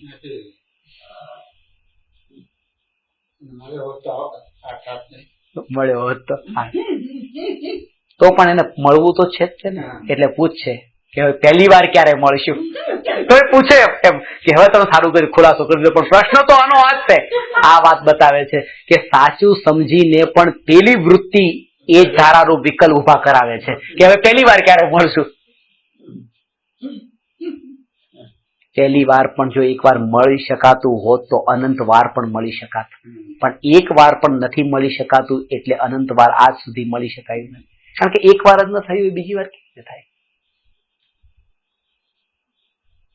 મળવાનો અર્થ આ છે કે આ ટોળું જે છે એ ટોળામાં હું ક્યારેય મળતો નથી ને ટોળું ક્યારેય મારામાં મળતું નથી. રાગ અને દ્વેષના વિકલ્પોનું જે ટોળું અંતરમાં આ સમય બદલાતા સમયના ભેદની દ્રષ્ટિએ વાત કરી છે. આ સમયનો ભાવ, આ સમયનો ભાવ, આ સમયનો ભાવ, આ સમયનો ભાવ, આ કહેવાય. આ બધા અલગ અલગ સમયવર્તી બધા ભાવોને ભેગા એને કહેવાય વિકલ્પનો સમુદાય. આવો જે વિકલ્પનો સમુદાય હોવા છતાં પણ તે સત્તા સ્વરૂપ તે સ્વતંત્ર છે. તે સત્તા સ્વરૂપ સ્વતંત્ર છે. અને સૂક્ષ્મ દ્રષ્ટિએ જોઈએ તો જે લોકોનું ટોળું છે એ ટોળામાં રહેલા લોકોનો સમુદાય, જ્યારે એ બધા સમુદાયમાં રહેલા લોકોનું ટોળું એમાં એક બીજામાં નથી મળતો, બીજો ત્રીજામાં નથી મળતો, તો આ આખું ટોળું મારામાં કેવી રીતે મળે? જ્યારે ક્રોધ માનમાં મળતું નથી, માન માયામાં મળતી નથી, માયા લોભમાં ન મળે, એક વિકલ્પ બીજા વિકલ્પના ન મળે, તો વિકલ્પોનો સમુદાય અને લક્ષણથી તદ્દન જુદો એવો એ વિકલ્પોનો સમુદાય આ જ્ઞાન સ્વભાવમાં કેવી રીતે મળે? આ જાણવા રૂપે જે માત્ર જ્ઞાન રૂપે, જે જાણવા માત્ર રૂપે જે પરિણમે છે, તેમ છતાં જ્ઞાન માત્ર, જાણવા રૂપ સત્તા માત્ર જે છે તે હું, જ્ઞાન માત્ર તે હું. કોઈનો મારામાં પ્રવેશ નથી, કોઈ પણ વિકલ્પનો પ્રવેશ નથી, પુત્રનો પ્રવેશ નથી કારણ કે તે જાણવા રૂપે પરિણમતો નથી, ઘર મારામાં પ્રવેશતું નથી કારણ કે તે જાણવા રૂપે પરિણમતું નથી, રાગનો મારામાં પ્રવેશ નથી કારણ કે તે જાણવા રૂપે પરિણમતું નથી, અને આ જ્ઞાન તેનો કોઈ પણ જ્ઞેયમાં પ્રવેશ નથી કારણ કે તે જડ રૂપે પરિણમતું નથી. પોતે પોતાના ચેતનપણાને છોડીને ક્યારેય અચેતન થતું નથી. નિરંતર પ્રગટ ચૈતન્ય માત્ર જે જ્યોતિ અનુભવમાં આવી રહી છે તે પોતે ચૈતન્ય રૂપ જ રહે છે, ચૈતન્ય રૂપે જ રહી છે, ચૈતન્ય રૂપે જ રહેશે. ચૈતન્ય માત્ર તેનું સત્તા છે અને એ સત્તાની જે અનુભૂતિ છે એ જ જ્ઞાનની અનુભૂતિ છે, એ જ જ્ઞાયકની અનુભૂતિ છે, એ જ્ઞાયકની અનુભૂતિ છે, એ જ પોતાની અનુભૂતિ છે. એ અનુભૂતિ તે જ હું છું, એ જ અભેદતા છે, એ જ અભેદતા છે.